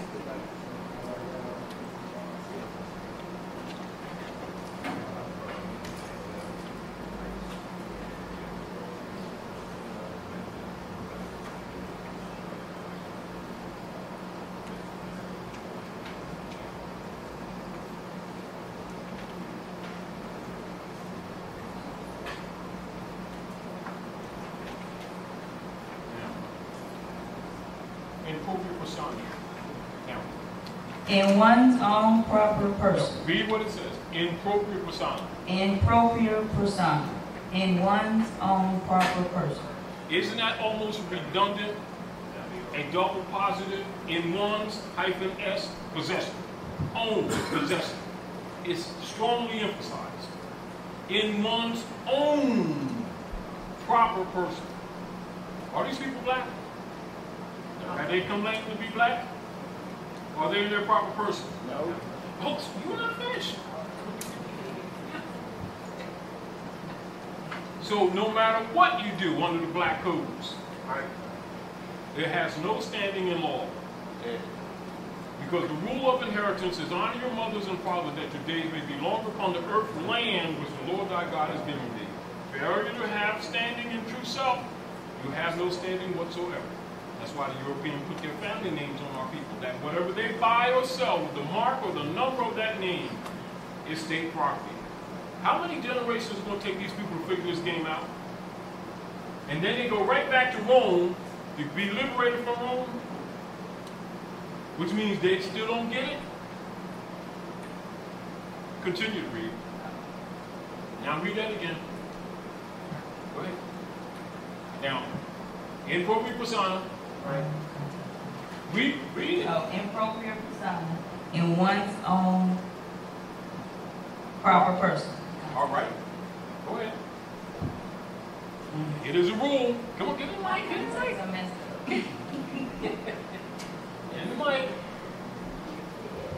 Literally, I can't see it. Go ahead. It is a rule. It is a rule in pleading that pleas to the jurisdiction of the court must be pled in propria persona. Because if pleaded by an attorney, they admit the jurisdiction.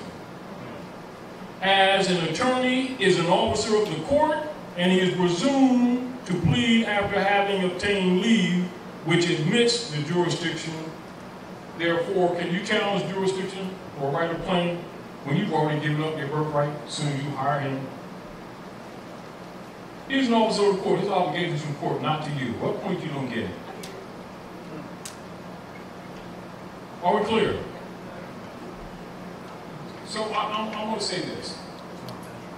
Why is it that we constantly tell people to get law books when they come here? As you can see, why? Because we have no idea of the things that we deal with every day, and we won't read, and then people keep screwing us, and then we keep praying on it. When we're being preyed upon, that's P-R-E-Y. And then we start a new marching organization to deal with the problems. Of course, it never works. In other words, take responsibility. And understand this. Isn't it logical that if I'm always talking about Jesus, God, Allah, Moses, Muhammad, what the Bible mean, what the Quran mean, what the Wahspi mean, what the Pentateuch mean, what the Hexateuch mean, what the four Vedas mean, if I know all this stuff, I ain't never read the Constitution that governs the land that I'm standing on? Do you understand that's contempt? Why do you think nobody respects black people? Because they're phony, and they're the only ones who don't realize it. They're not in their proper person trying to talk trash about ownership. Then they keep getting screwed, then they want to march all over the damn place. Do you understand?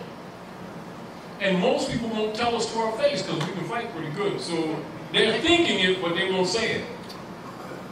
Do you understand? When you say in your proper person, that means do not call, don't come in here selling pit bulls and calling them kitty cats. so adding just they to your... No, what does that mean? What does it mean? See, no, that doesn't mean anything if you don't understand what it means. Do you understand? No, it means nothing if you don't understand the politics. Do you understand what I'm saying to you? If you're looking at it as some club belief, your concept is wrong. If you know history, you look at it differently. Do you understand? Although people who may have an ill or bay look at it from that perspective, which is incorrect. Which is incorrect. Are we clear? So last name. Say my name is. Let's back off. Okay. Dred Scott case. Talk about it. Okay. No. Dred Scott case. Talk about it. So he was not in his proper person. Get it. He was not in his proper person. Well, doesn't the docket say plaintiff in error? Right. Don't so-called black scholars keep talking about racism and prejudice when the man was not in his proper person? Went before the court talking about liberties. Who you? Dred Scott? Oh, you're an Englishman? He's property. You cannot transact business in another man's name no matter how many generations and come around talking about freedoms and liberty. It doesn't go together. At what point we don't get it? See, this is the whole point. If we didn't arrogantly claim to be so divinely self-righteous and knowing Jesus and God and Allah, it wouldn't be as bad. But we always claim to be these special people. I got Jesus' phone number. Wait a minute. Well, y'all got all this going on. Why y'all marching all around the place? You need to understand what the world is trying to tell us. Do you understand what I'm saying? And we don't get it. It is, the Dred Scott case is the most important slave case ever come before the Supreme Courts of the United States. The issue is status. And everybody keeps talking about racism and colors. Yes. Which is a code system. Not an identity system. It's a code system. Black's Law Dictionary. Look up color. And give her the mic.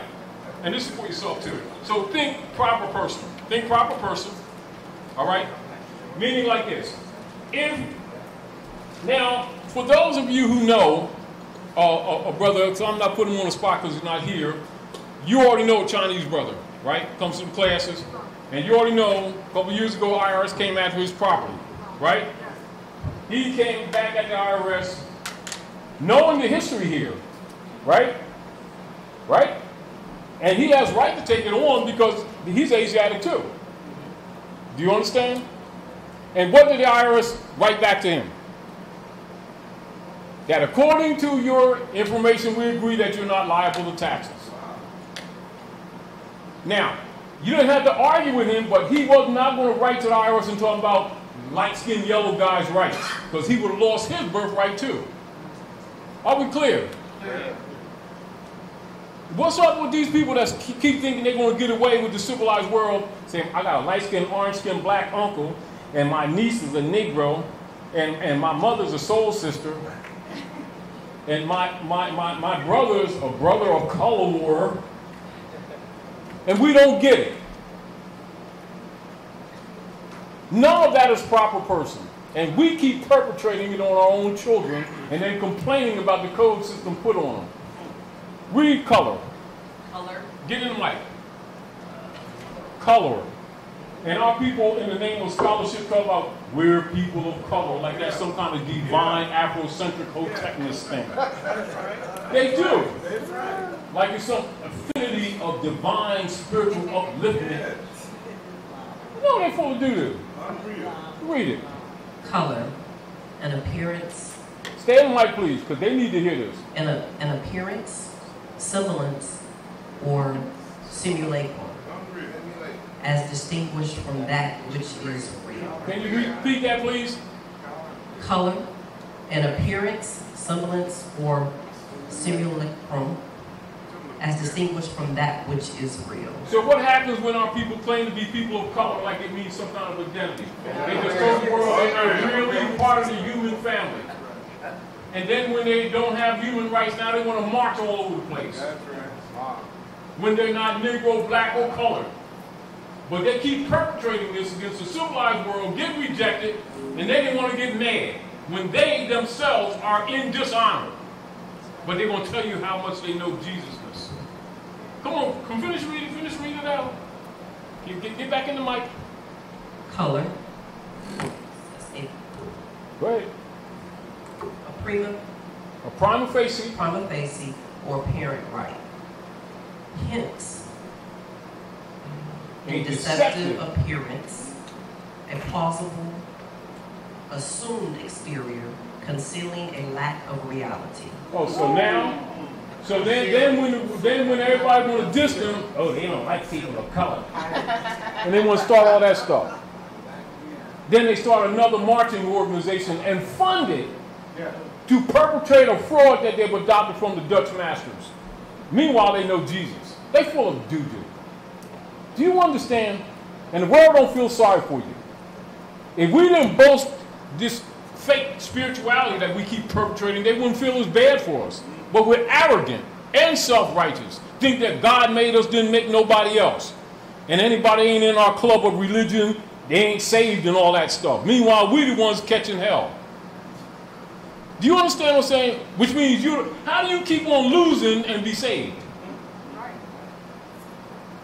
Meanwhile, the one who perpetrates it got a $3,000 suit and a $60 million plane. And will tell you about Jesus, and you ain't caught on to this game yet. Do you understand the problem that we have?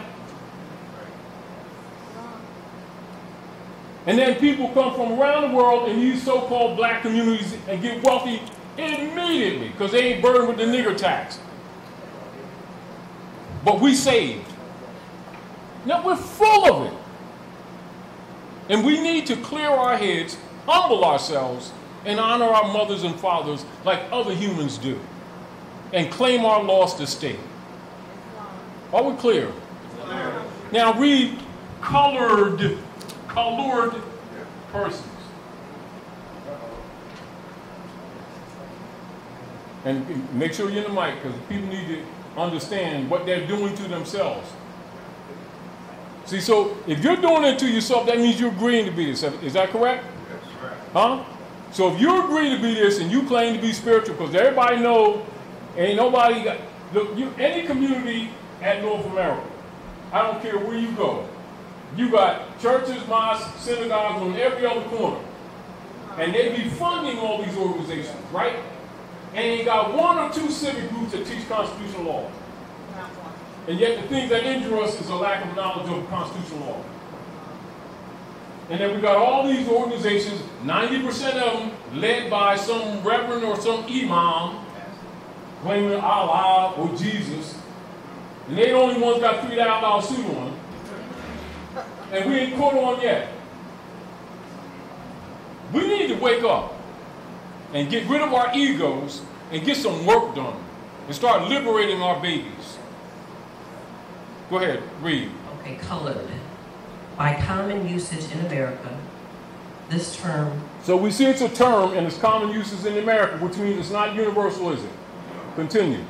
This term in such phrases as colored persons... Quote unquote.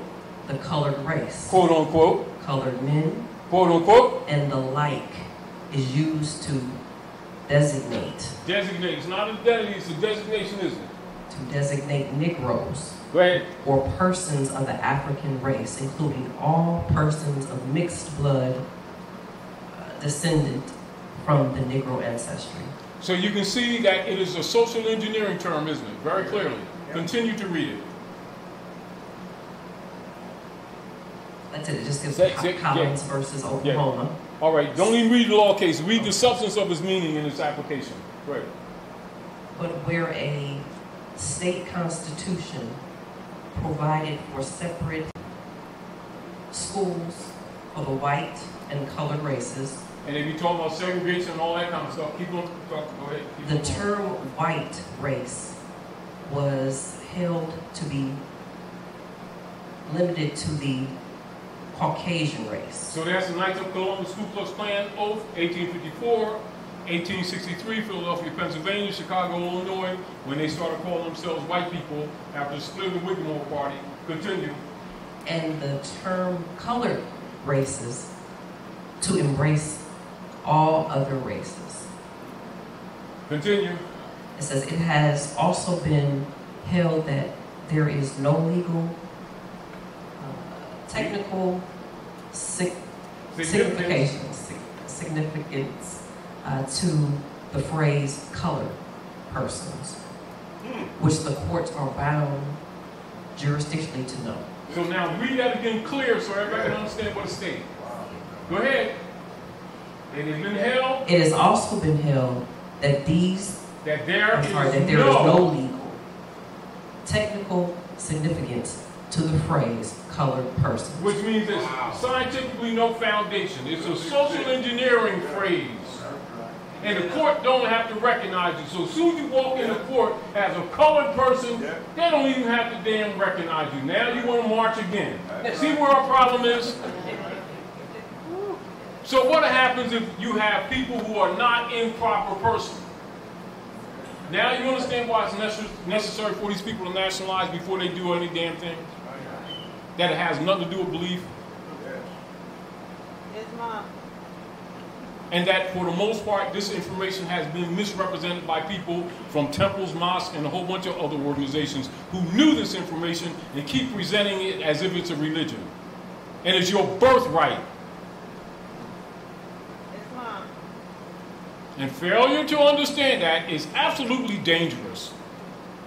And they're liquidating your estates. It ain't damn prejudice.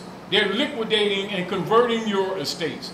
And even if you thought you owned something, it's already hypothecated. Are we clear? Clear. And all your marching, praying, Negro 33-degree Mason leaders know this, knew it all the time. And 90% of them got a Moorish fez in their secret rituals and come out and call their own people black, while in secret have a certificate after they get 32 degrees saying Assalamu alaikum, and then they get a holy name. And all the so-called founding fathers had Korans. At what point you don't get this? That you being played. Do you understand what I'm saying to you? Not because I say so, but for yourself. So I'm not telling you, I have you read it yourself. This is what the world already knows about you. So you think they excuse you? Since we always so spiritual, we got, see, I know a lot personally. Well, you got all this going on. Why y'all always marching and praying and begging? And really, this is what the world is saying to us, and we still don't get it. But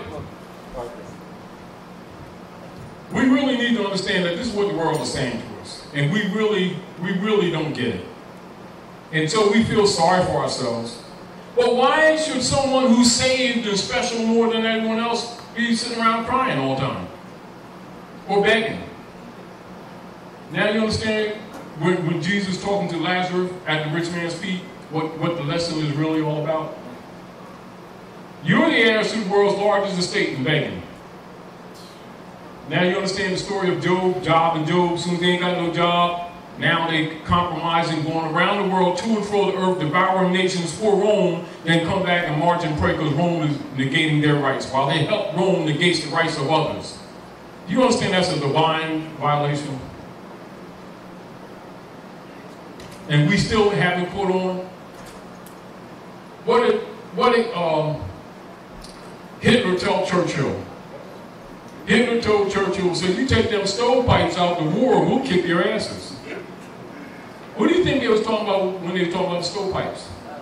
When they let these Moors under the black brand come into the war, and they wasn't even getting exercise, but it's taking them planes and knocking down planes of expert flyers and lost very few. Because nobody beats the Moors. It's just that the Moors don't know that they're Moors. And it's important for those who control their estate to keep them in darkness and converting your estates. You're not poor. You're suffering conversion. Are we clear? Sure. That's why Jesus came to you. Really. But he came to his own, and y'all didn't recognize him. Y'all gave him the finger. Now you're running around with Roman names, under Roman jurisdiction, and blaming everything on the devil. Well, I suggest that your concepts are wrong. And you really need to relook at them books. Because a prophecy is projected history, not present. You're living what you read. So why don't you honor your mothers and fathers like you're supposed to? And reclaim your lost estate. It's not hard. Just be yourself. Stop trying to be somebody else. But you gotta learn about yourself before you can be yourself. Right? So, again, let's read Georgie's letter. That's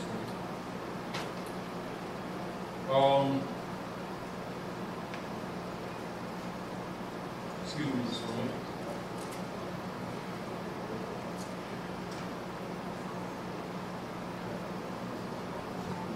Now, how many of you are familiar with the letter from George Washington to the Sultan of Morocco? And how many are you aware why many people who's supposed to be teaching these people about their nationality and birthright do not teach nationality, but they always use that word, and do not teach civics, while Marcus Garvey taught strict civics. And then some of these people who claim to love Noble Ali keep saying Noble Ali didn't teach civics. And they've been getting away with it. Excuse me for the door, it's awesome.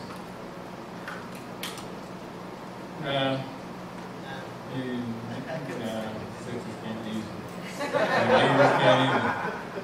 Anyway. So let me go in the lesson book and just show you all this again. And this is not stuff that y'all don't know, because y'all know this stuff. But I just want to remind you of what you already know.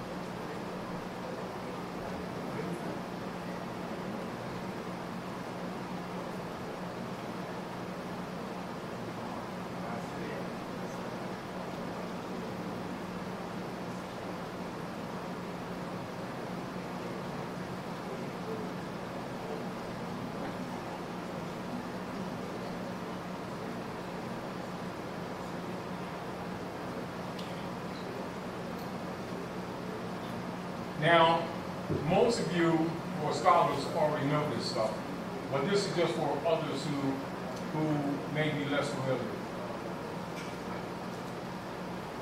Now, remember when Obama went to Egypt and he exposed that the American Constitution comes from Muslim law? So you must put it in context from a national perspective. So don't look at Obama as a black man, because black is Christian property. He's Kenyan. He got a nationality. He honors his mothers and his fathers. That's the only reason why he was able to hold that office, because a black man can't be president. Why? Because he's property. Clear. Clear.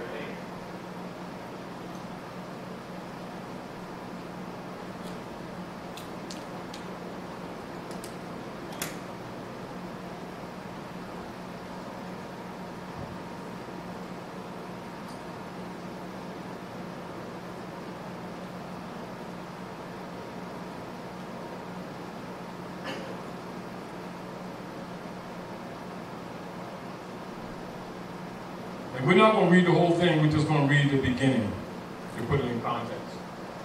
All right? Now this is George Washington, as you already know, dressed in his Masonic regalia. As all your founding fathers, as they call them, were Masons, right? So let's look at this letter from George Washington to the Sultan of Morocco. And keep in mind, look at the date, City of New York, December the 1st, 1789. Keep in mind, at this point, he was in office for about 6 or 7 months, all right, at this time. Since the date of the letter which the late Congress, by their president, addressed your Imperial Majesty, first line so it lets you know that he wasn't the first president. He's making reference to existing presidents. Are we clear? The United States of America have thought proper to change their government and institute a new one agreeable to the Constitution, of which I have the honor herewith to enclose a copy. The time necessarily employed in the arduous task and the disarrangements occasioned by so great though peaceable revolution will apologize and account for your Majesty's not having received those regularly advised marks of attention from the United States, which the friendship and magnanimity of your conduct toward them afforded reason to expect. The United States having unanimously appointed me to supreme executive authority in this nation, your Majesty's letter of August the 17th, 1788, which by reason of the dissolution of the late government remained unanswered and has been delivered to me. I've also received the letters which your Imperial Majesty has been so kind as to write in favor of the United States to the Bashars of Tunis and Tripoli. See what Obama was talking about? He's talking about the Treaty of Tripoli. You understand? All right. And I present to you the sincere acknowledgments and thanks of the United States for this important mark of your friendship with them. We greatly regret the hostile disposition of those regencies toward this nation, who have never injured them, is not to be removed on terms of our power to comply with. Within our territories there are no mines where there are gold or silver, and this young nation, just recovering from the waste and dissolution of a long war, hold on, let me go back to the other half.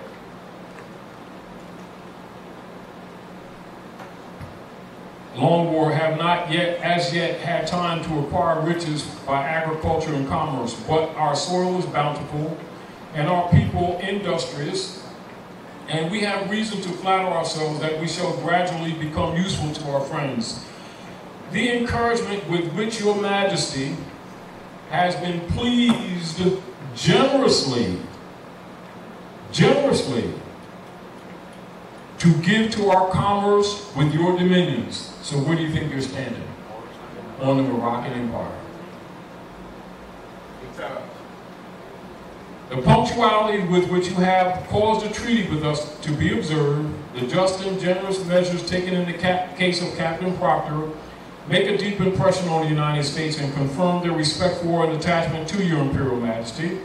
It gives me great pleasure to have the opportunity of assuring your Majesty that while I remain at the head of this nation, I shall not cease to promote every measure that may conduce to the friendship and harmony which so happily subsist between your empire and them, and shall esteem myself happy in every occasion of convincing your Majesty of the high sense which in common with the whole nation I entertain the magnanimity, wisdom, and benevolence of your Majesty. May the Almighty bless your Imperial Majesty, our great and magnanimous friend, with his constant guidance and protection, George Washington. And as you can see with the preamble, I'll get with you. When you see with the preamble to the treaty, to all persons to whom these presents shall come or be made known, whereas the United States of America in Congress assembled by their commission, bearing the date 12th day 1784, thought proper to constitute John Adams, Benjamin Franklin, and Thomas Jefferson, their ministers plenipotentiary. See, we get potentate in masonry. Plenipotentiary, giving them to them a majority of them full powers to confer, treat, and negotiate with the ambassador, minister, or commissioner of His Majesty the Emperor of Morocco concerning the treaty of amity and commerce, and make and receive propositions for such treaty, and to conclude, and sign the same, transmitting to the United States in Congress assembled for their final ratification. I don't need to go further. As you can see, the United States is an appendage of the Moroccan Empire, and they ain't telling you your own history. And all scholars, all Masons, everybody already know this. And all politicians already know this. But they've been doing what? They've been converting your estate, knowing that you don't know your bloodline. Are we clear? Clear. So these people who think they're Negro, black, and colored are Moors, they're under occupation, and they've been convinced that there's someone else which makes them non-descendable in law. Are we clear? Clear. Therefore, in order to be claimed in your estate, you must be yourself. Because without an acknowledgement of your mother and your father, you have no inheritance. Because it comes from your mother. Do you understand? And so if you don't know your nativity, your bloodline, you're off the platform. Then when people reject you, now you want to march and pray. You don't even know your damn history. You want to talk about Jesus and Allah and everything. This is why everybody laughing at you. And then you go get a barrister to represent you because you can't present yourself, which is a statement which says that you're incompetent. So that makes you a ward. Now you're a ward of the state, talking about your own property. No, you don't. And people around you looking you in your eye, talking about Jesus, God, Allah, and everything else, promoting that black thing on you, and in the background getting a few pieces of slugs, they just call it a few pieces of silver, selling you. And then hiding behind Jesus and Allah and Muhammad and stuff, and you be thinking that these people are spiritual. Oh, they're like overseers. So get over yourself. Learn these things and liberate yourself, which is why you're here at the House of Reawakening. Are we clear? Are we clear? Clear. All right, so being yourself is very important, not an opinion, because you have no standing outside that. You know it. If nobody didn't tell you, now you know for yourself. You see? So a lot of our problems revolve around us really not knowing the politics. Again, which is why we're bringing these issues up, because even people who have this information keep misrepresenting this information because they're trying to control somebody, or they want you to be a part of a club. And if you ain't part of a club, you can't be more, and all that kind of stuff. That's your bloodline. That's your pedigree. Do you understand? Now let's go to the Dungy case real quick. This is for some of you who have not been aware of it. I know some of you are, but some of you have who have not been aware of it. So let's go to the Dungy case. Why are you looking for that transaction? Go ahead, good brother. Yes, Let me have it. excuse me. Why are you looking for that? I just wanted to point out, when we're talking about dominions, the first letter, the encouragement which Majesty has been pleased generously to give to our commerce with your dominions. Now, the Stars and Stripes is the commerce flag. Now, people, it's a banner, and people who don't know think it is the national flag. It is not. It's a trading banner of amity and commerce. So in the research, what we did in this 1789 letter, we went back to the dictionaries of that time, yes, and we looked up dominions. And according to, not the best dictionary, here's an American Dictionary of the English Language, Noah Webster, 1828. yes. Dominions were sovereigns or supreme authority, the power of governing and controlling, the power to direct, control, use, and dispose of at pleasure, the right of possession and the use without being accountable as the private dominion of individual, territory under a government region, country, district governed or within the limits of authority of a prince or state as British dominions, government right of governing, predominance as order of angels, and persons governed. So you can see why people who've been sucking off of us do not teach nationality or sovereign right in relationship to birthright. Or people who want to enslave you, including some of your own, will start attacking anything that's called constitutional or sovereign. They will attack it as if it's anti-government, when actually it's relative to your birthright. That's right. And this is why he said, be careful more, some of your own brothers and sisters wearing turbans and fezzes, and we're trying to put you back in slavery. But if you understand these things, you will liberate yourself. So remember, so let's go over the Dungy case real quick and then we'll close out. And again, I want to give Dr. Naila a round of applause. Will you give her a round of applause for sacrificing? And even for pain and injury, you understand, make sure stuff keeps rolling. All right? And also, when I finish this, I want you to, I want her to read one of our favorites from one of her books, because she got other manuscripts that have not been published yet, but this one has been published, The Musings of an Undercover Writer. She's a poetess. You know, so most of you who know her already know that she has a natural oratory skill, because that's her spirit anyway. And what is really reflected seriously in her poetry. And I suggest for anyone to do yourself a favor and pick up a copy before you leave. So let's go into the Dungy case, and then we'll have Dr. Naila share some of her work with us. And it's a good bedside book. Abraham Lincoln defends William Dungy, Black Bill. Now you notice that in satirical papers of the 1800s, they got him in Moorish garb. And this has to do much with the Emancipation Proclamation. Of course, the land is Morocco. Of course, the Europeans converting the estate of the Moors. All right? So this was significant because that's what they're signifying. And this is why they also gave him the nickname Africanus I. All right? So, so let's read and look at the nature of the case. Among the 10 original Abraham Lincoln documents discovered last summer in the DeWitt County Courthouse at Illinois is a bond for cost in William Dungy versus Joseph Spencer. Written but not signed by Abraham Lincoln, the bond was a part of an interesting slander case.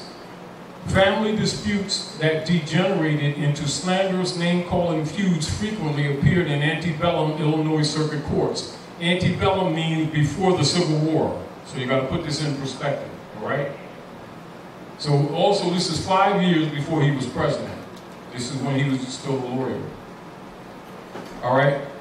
Such cases reflected the intent of American slander law to safeguard an individual's good reputation in the community against petty character assassination. Abraham Lincoln realized the value of reputation and declared in his first printed political speech that every man is said to have his peculiar ambition.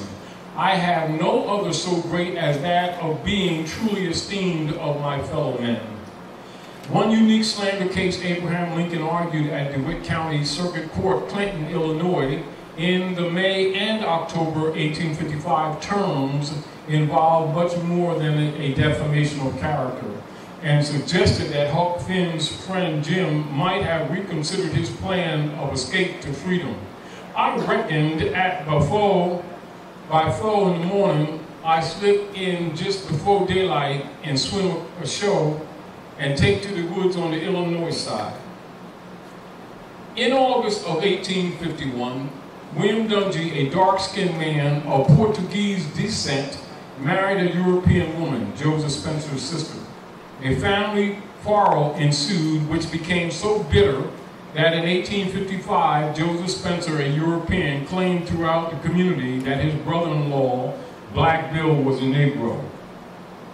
Since 1819, Illinois state laws permitted quasi-slavery and restricted the immigration of free blacks into the state. As other northern states passed personal liberty laws granting additional rights to free blacks, Illinois state toughened its stance against them. The 1849 Illinois State Constitution required the General Assembly to pass such laws as will effectively prohibit free persons of color, you already know what that term means, from immigrating to and settling in this state. Those prohibitions against human rights were passed as the black laws, quote unquote, and went into force on February the 12th of 1853, the same date of the future emancipators Lincoln's 44th birthday. William Dungy faced losing not only his reputation, but his marriage, his property, and his right to remain in Illinois. Section 10 of the 1853 black laws stated that every person shall have, person who shall have 1/4 Negro blood shall be deemed a mulatto. William Dungy retained Abraham Lincoln to quash the possibility that he might be judged as a quote-unquote Negro and therefore suffer the severe penalties under the 1853 Black Laws Act. Abraham Lincoln filed his declaration charging Joseph Spencer with slander on April 17th of 1855 and sought $1,000 in damages. A game of legal chess occurred during the first hearing in May. Joseph Spencer's attorneys, Clifton H. Moore and Lawrence Weldon, also Europeans, filed a demurrer to Abraham Lincoln's declaration, asserting that his charges were insufficient in law. Judge David Davis agreed that 2 of Abraham Lincoln's 3 charges were faulty. The case was continued and Abraham Lincoln was allowed to amend the declaration. At the next term of court, October 1855, the Dungy case was argued before a jury. According to Joseph Spencer's attorney, Lawrence Weldon, Abraham Lincoln's talents as a trial lawyer were evident in his argument for William Dungy. Lawrence Weldon stated that Abraham Lincoln questioned Joseph Spencer's character by demonstrating how Joseph Spencer went from house to house gabbing that William Dungy was a nigger, quote unquote. Attorney Lawrence Weldon emphasized that Abraham Lincoln's tone and pronunciation had a curious touch of ludicrous, which instead of detracting, seemed to add to the effect. Abraham Lincoln further undermined William Spencer by using humor to persuade the jury that there was reasonable doubt regarding William Dungy's race. The attorney, Lawrence Weldon, recalled Abraham Lincoln's statement. And pay attention to the statement that Abraham Lincoln made on the court. My client is not a Negro. Though it is a crime to be a Negro, no crime to be born with a black skin. But my client is not a Negro. His skin may not be as white as ours, but I say he is not a Negro, though he may be a Moor. Abraham Lincoln. Mr. Lincoln, interrupted Judge Davis, scarcely able to restrain a smile. You mean a Moore, M-O-O-R, not Moore, M-O-O-R-E. Well, Your Honor, Moore, M-O-O-R, not Clifton H. Moore, replied Mr. Lincoln, with a sweep of his long arm toward the table where Moore and I sat. I say my client may be a Moor, but he is not a Negro, Abraham Lincoln. Though the account may be apocryphal, Attorney Lawrence Weldon's recollection was characteristic of Abraham Lincoln's style. Abraham Lincoln then demolished the defendant's witnesses' testimony. Attorneys Clifton H. Moore and Lawrence Weldon had secured several depositions from residents in Giles County, Tennessee, the Dungy family home. These witnesses stated that they had personally known the family and that the white community had regarded the Dungies as Negro, quote unquote, or mixed blood, quote unquote. Under cross-examination, Abraham Lincoln argued that the testimony was hearsay, as the witnesses admitted none of them lived within 30 miles of William Dungy residence. On October the 18th of 1855, the jury returned a verdict of guilty and granted William Dungy $600 in damages plus court costs of $137.50. Abraham Lincoln charged a $25 fee, which Lawrence Weldon considered minimal. To avoid an appeal to the Illinois State Supreme Court, Abraham Lincoln persuaded William Dungy to remit $400 of the judgment in return for the defendant releasing all errors which may exist in the court record. Under Illinois state law, the defendant could not appeal the verdict, but could appeal only on errors of procedure or evidence. Abraham Lincoln had taught Joseph Spencer an expensive lesson in domestic relations. So you can see the issue that our people are not Negro or black, but they're Moors, did not begin with overdraw aid. This is an established fact in law, and this is a case, a Dungy case, 5 years before Lincoln was president. So you see it's not a new issue. However, you also know that so-called black leaders do not expose this kind of history. They will talk about ancient black gods of Egypt and ancient black this, and they're lying their butts off, putting our people in the very black codes that caused the injury.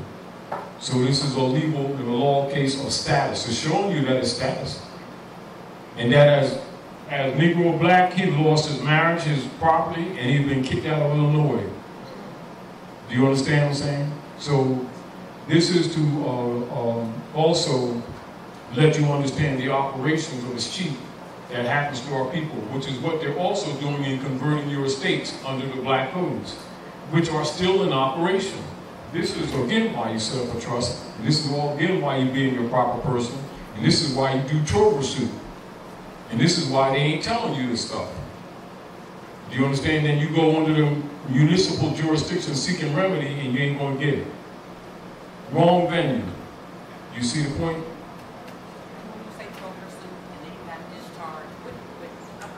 You will learn. Because, see, they stole your estate, stole the gold, gave you private commercial paper, start training you like rats and telling you you had money when you don't. It's private commercial paper. The debt can't be satisfied, it can only be discharged and set off, which is what actually takes place, which is why they take the Federal Reserve notes that you give them as a gift, because it represents your labor. And so they stealing your labor in your face, and you think you're making money. And then you say you're making money, now you're liable, now IRS taxes you. You see the dynamics? Meanwhile, your so-called black leaders promote this as if it's legitimate. They're lying right along with the Roman bosses. And they got you under the Christian black code screwing you, and you marching and praying all over the place, when that ain't the problem. They're converting your estate. Which I do understand that. But what I'm saying is as far as the act of you got to stay in the mic, because they can't hear you.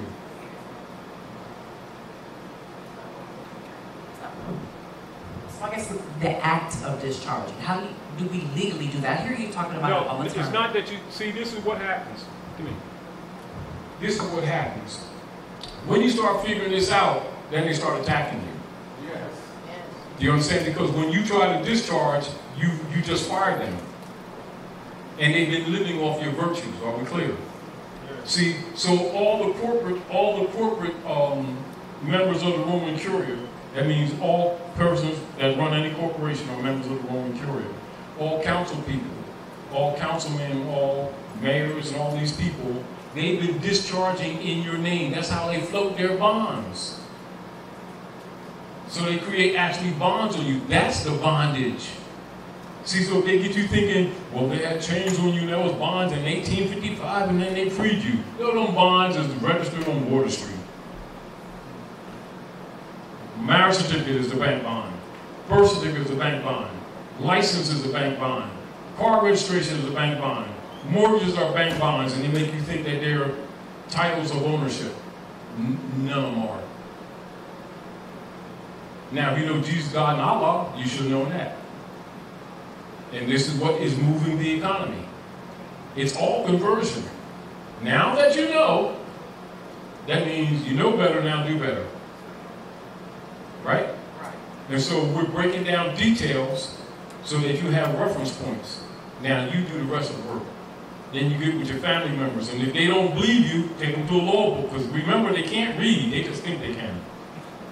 So you take them to a law book, let them see it for themselves. Because they're always going to tell you about what they believe. See, I believe that sneaks are really high heels. No, they're not. You know, I don't like the sandwich. So I'm going outside and I'm having a discussion with Ronald McDonald. And so you stand out there arguing with Ronald McDonald because you don't like the sandwiches. And everybody looking at you, are you think serious? And this is the way they're looking at us when we're arguing with corporations that can't speak. It's like arguing with Santa Claus because he never sent you that bike. You wrote 10 letters. At what point you don't understand these are fiction? Likewise, people of color are fictions. At what point we don't get why these tags are put on you. And if you don't rebut it, it stands. And this is what's been happening to us on multiple levels.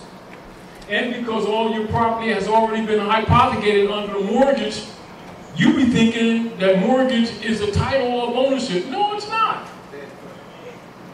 It's a debt pledge instrument and you're sharecropping.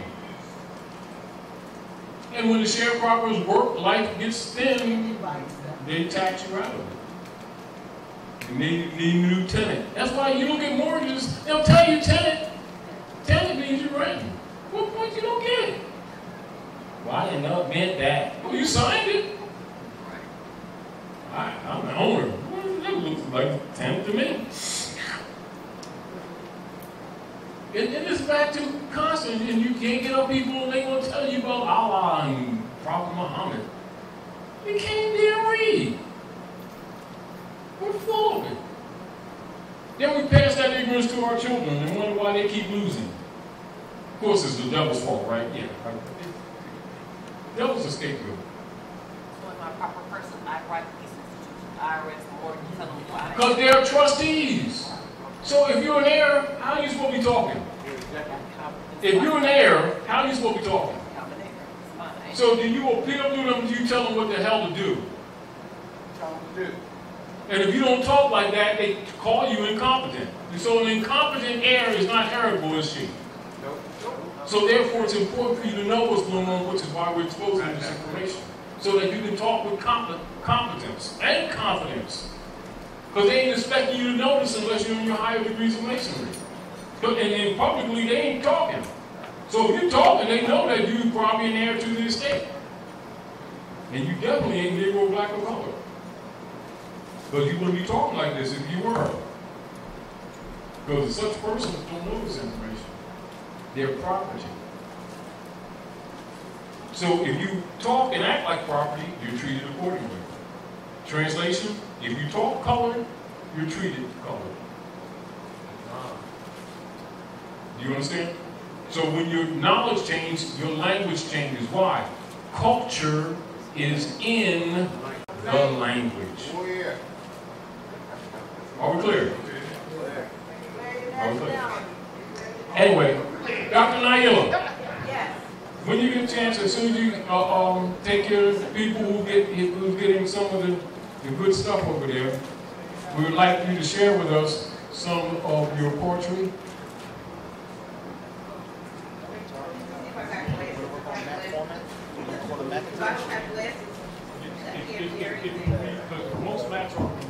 Okay.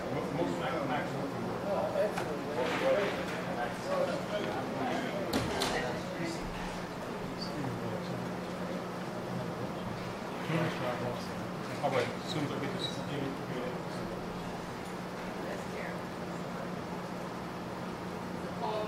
Share the one that I don't know.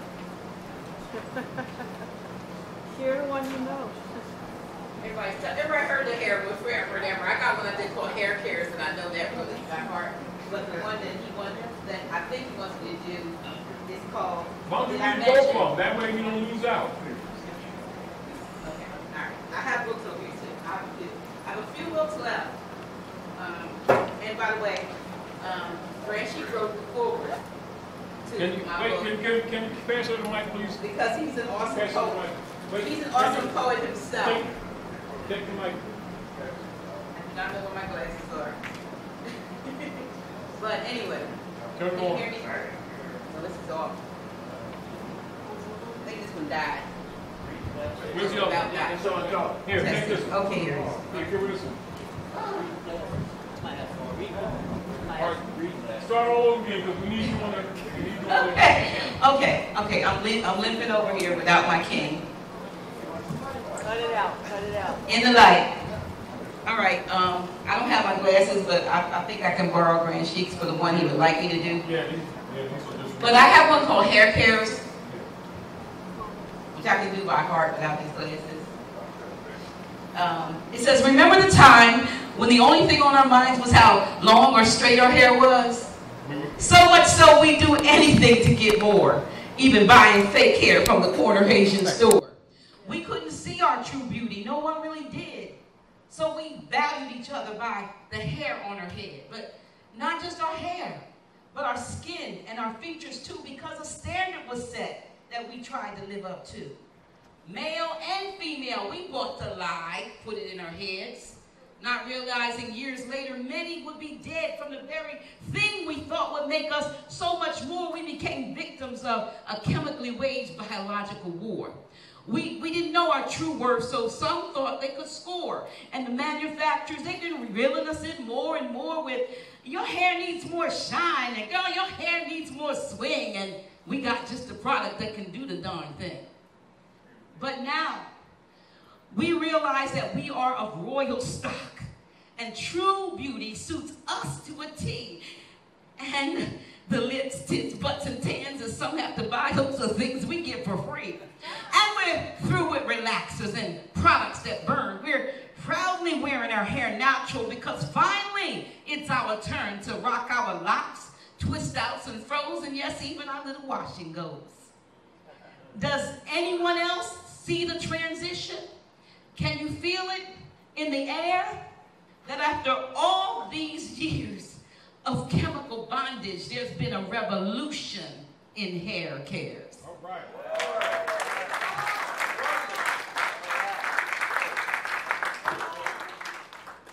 I call that one my signature poem because that was my manifesto.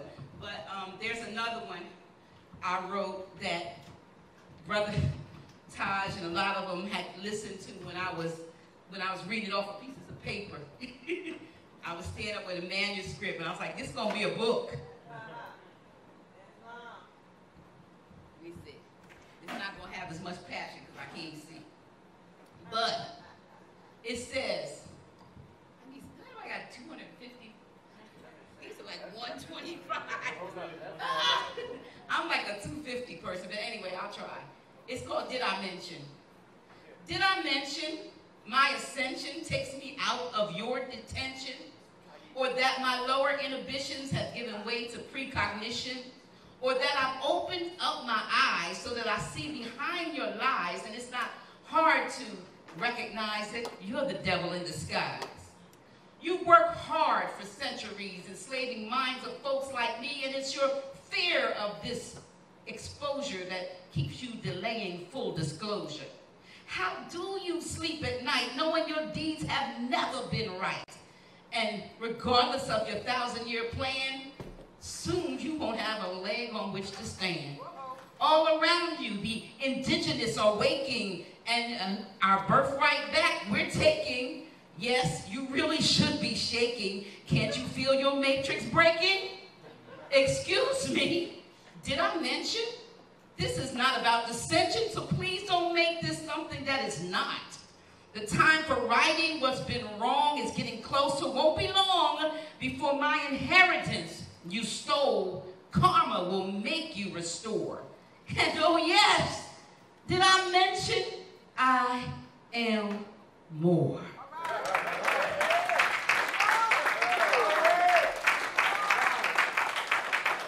So I do have a few copies left. We've been getting this book out since 2013, but it's still relevant. I got some more. So he's right. I got a lot more. I just haven't published it yet.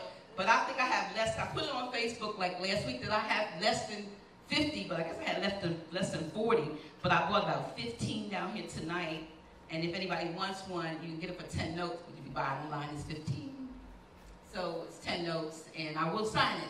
It has a lot of different things on it. I know Brother Taj has given it to a lot of different people, and he's an awesome poet himself. So he wrote the foreword. It's about a page and a half of a foreword in here that he wrote, and I thank him for his support. I thank you for your support. I thank you all for. I just want to say again, because we weren't on Facebook Live before when I said this. We have folk from Atlanta, Baltimore, D.C., Ohio, Virginia, where else? Shout it out. New Jersey, Long Island, New York, Philly, Maryland, where we at? All these territories represented in this one place in the so-called first state, Delaware. But some people want to know where we're broadcasting from. So people come here and people want to meet Brother Taj, and they want him to come hither and yon. He's not going to go everywhere, but he will be here. So either catch him, first and third Fridays here on Facebook Live. And let me say this about Facebook Live to Facebook Live. I know what you're doing. And, you're screwing with us, but, we still going to get the word out. We're still going to get the word out. And if folk can't see us on Facebook Live, then just come here live and be a part of, this. I'm grateful, for meeting some folks that my Facebook friends, Brother Troy Douglas Sr., Facebook friend who came all the way from Long Island, you know what I mean?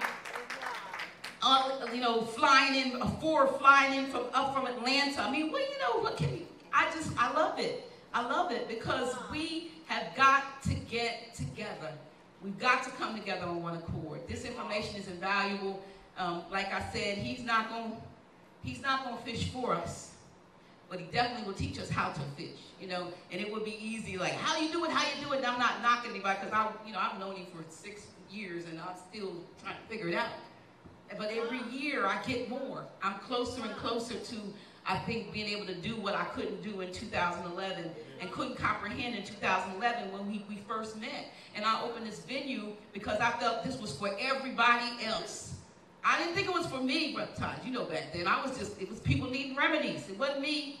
And then I found out I was just as lost as everybody else. And so I am so happy that for the past almost 6 years, you've been here. And you will continue to be here, and we salute you, Master Teacher, Grand Sheik. Somebody said